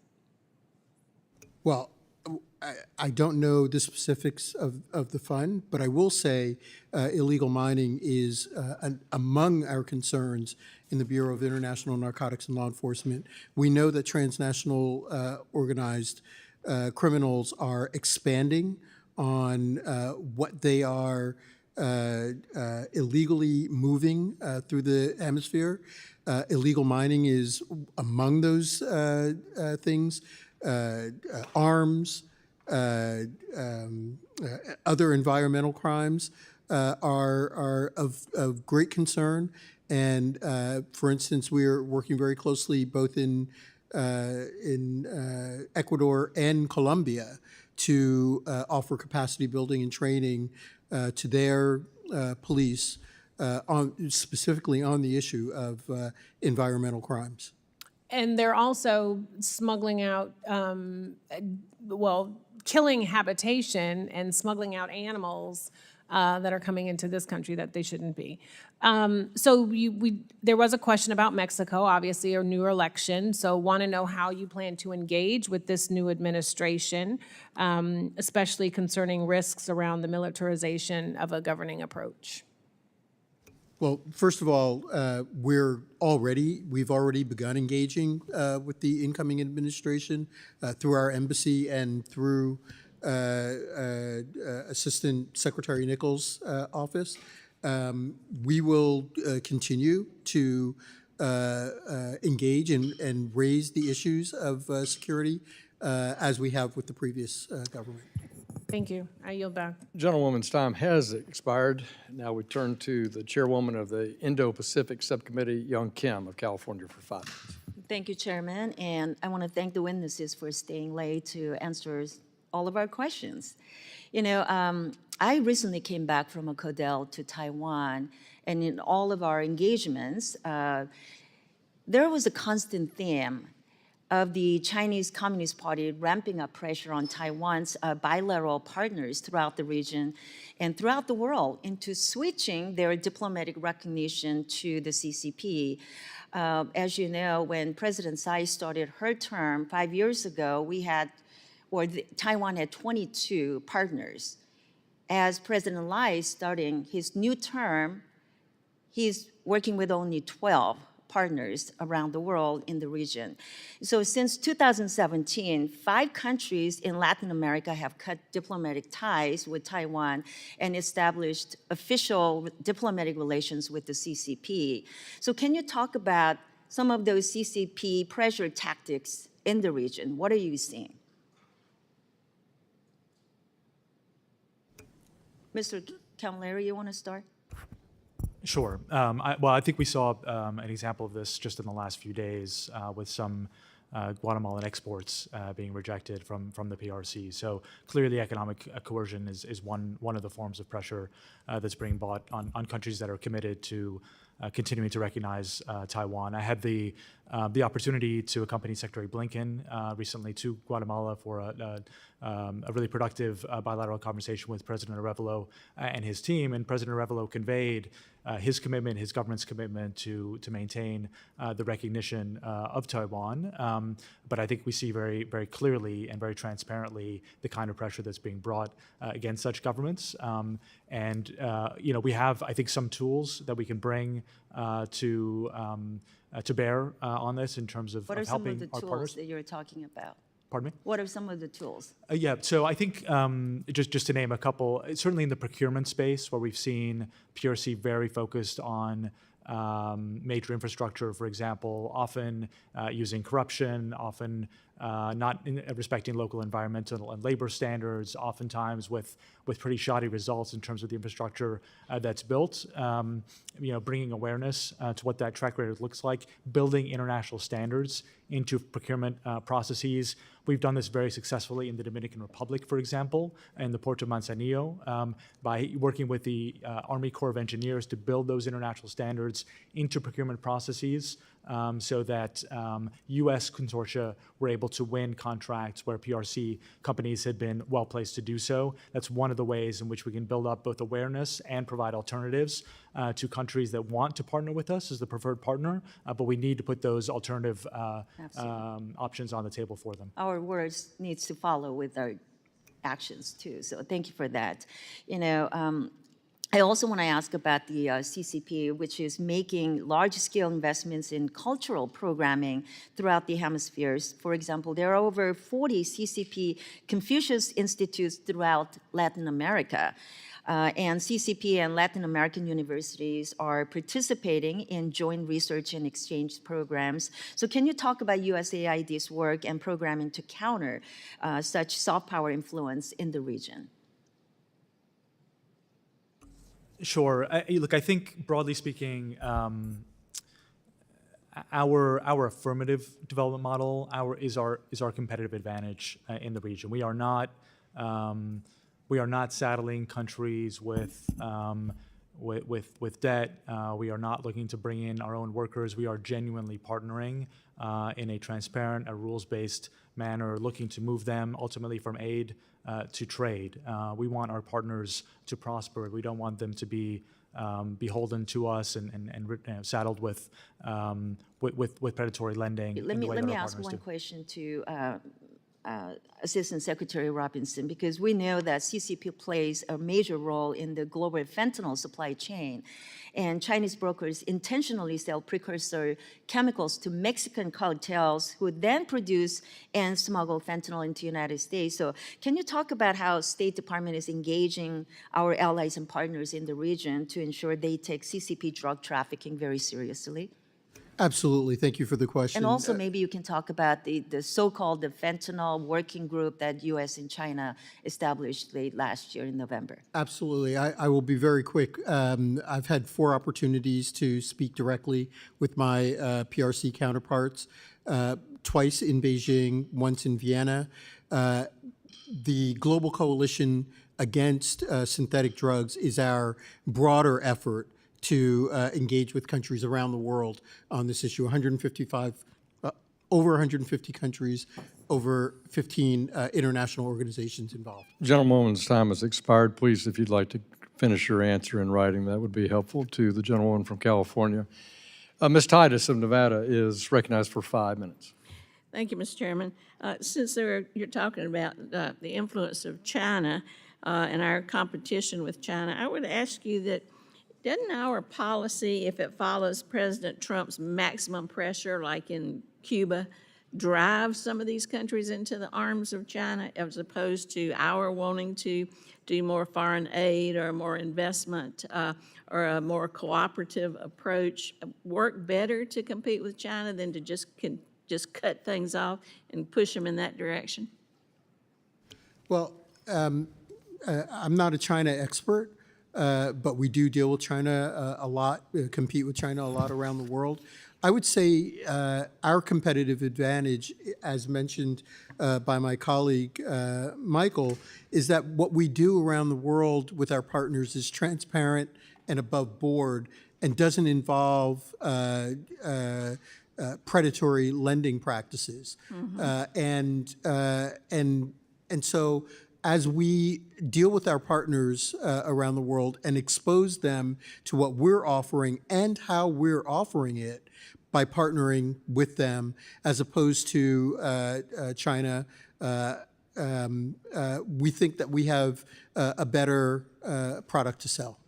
I think so too, but if you can't just look at this from an economic standpoint, there's a lot of politics involved in this, and depending on the administration, depends on how much you are actually engaged in the process that you describe. But okay, I appreciate that.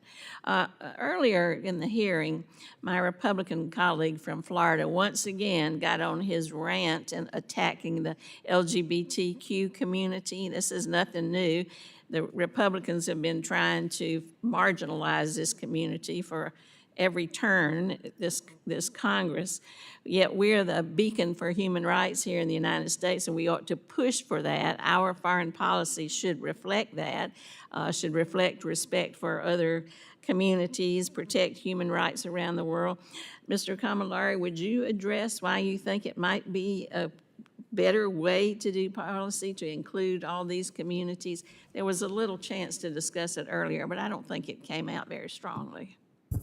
Yeah, I think these things are actually linked, which is to say part of our competitive advantage over countries like the PRC is precisely that we bring American values to bear on the way that we operate. And fundamental to those American values is a belief in democracy and a belief in fundamental human rights. And of course, LGBTQ plus rights are human rights. Well, we've seen democracy backsliding in a lot of parts of the world, a lot of legislation being passed that attacks this community kind of in particular. How does the State Department try to counter that or deal with those kind of policies in countries where we want to have better relations? I think the question may have been for the State Department, so I'll let the Assistant Secretary weigh in if he likes to. But from the USAID standpoint, we are in many places supporting advocates to engage their governments on behalf of equality and dignity for all populations, as well as using our own kind of diplomatic relationships to advocate directly for, again, respect for universal human rights. You know, I serve on the House Democracy Partnership. Guatemala is one of the countries that we have a partnership with. Peru, we're working on. And so I've seen y'all's work in supporting some NGOs, supporting the drafting of some legislation. Could you address that? Is that not a way to also deal with this in a more specific kind of answer? Yeah, that's precisely, thank you, Congresswoman, that's precisely the kind of work that in some places we're able to partner with civil society to do, which is to engage, for example, with their legislatures or with their court systems. And we've seen some encouraging decisions from courts in the region that are more protective of fundamental equality. And so we're able to, we can partner with NGOs, with civil society organizations, in some cases directly with governments that are committed to expanding protections for the LGBT community, which in many parts of Latin America and the Caribbean, unfortunately, is subject not just to discrimination, but significant violence in order to provide those protections. I would just add that the same goes for security, which is where my perspective is. We're working to make sure that police departments, for instance, both at the federal and state level, are protecting all members of society, marginalized communities, indigenous communities, LGBTQ communities as well. Thank you very much. I yield back. Thank you. Secretary Robinson, I'll ask you first because I know you're very kindly staying over your departure time, and I appreciate that. Obviously, there's been a rise in narcotics coming into this country, but there's also a rise in narcotics affecting countries in the Western Hemisphere. Can you give me your best prognosis on whether it's Mexico or the return of drugs to Colombia and so on, what the likely effect is if we cannot reverse that trend in those countries of drugs often intended for us, but they also get consumed in the countries in which they pass through? No, absolutely, it's a threat, and I would say, frankly, the Office of National Drug Control Policy has better statistics and more expertise, but both of those countries have reached out to ONDCP about the rise in local usage of narcotics and synthetic drugs. And this is happening around the world. We get it from our partners in Europe and Asia as well. So I just want to ask a leading question, if you can indulge me. Would you say, from your experience and from the experience of the State Department, that one of the kindest things we can do is have a strict enforcement policy both here at our border and in cooperation with these countries?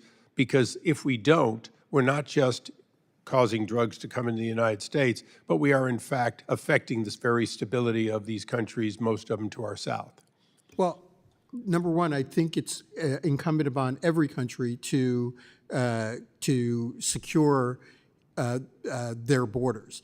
But what we want to do is strike a balance, right? We want to make sure that we're stopping the bad things that are coming in, but allowing trade, allowing the free flow of investment. And that's a little tricky. That's why I think it's good that we work with the Department of Homeland Security and Department of Justice and have an interagency team that is looking at all of the different aspects of this so that we can address this issue.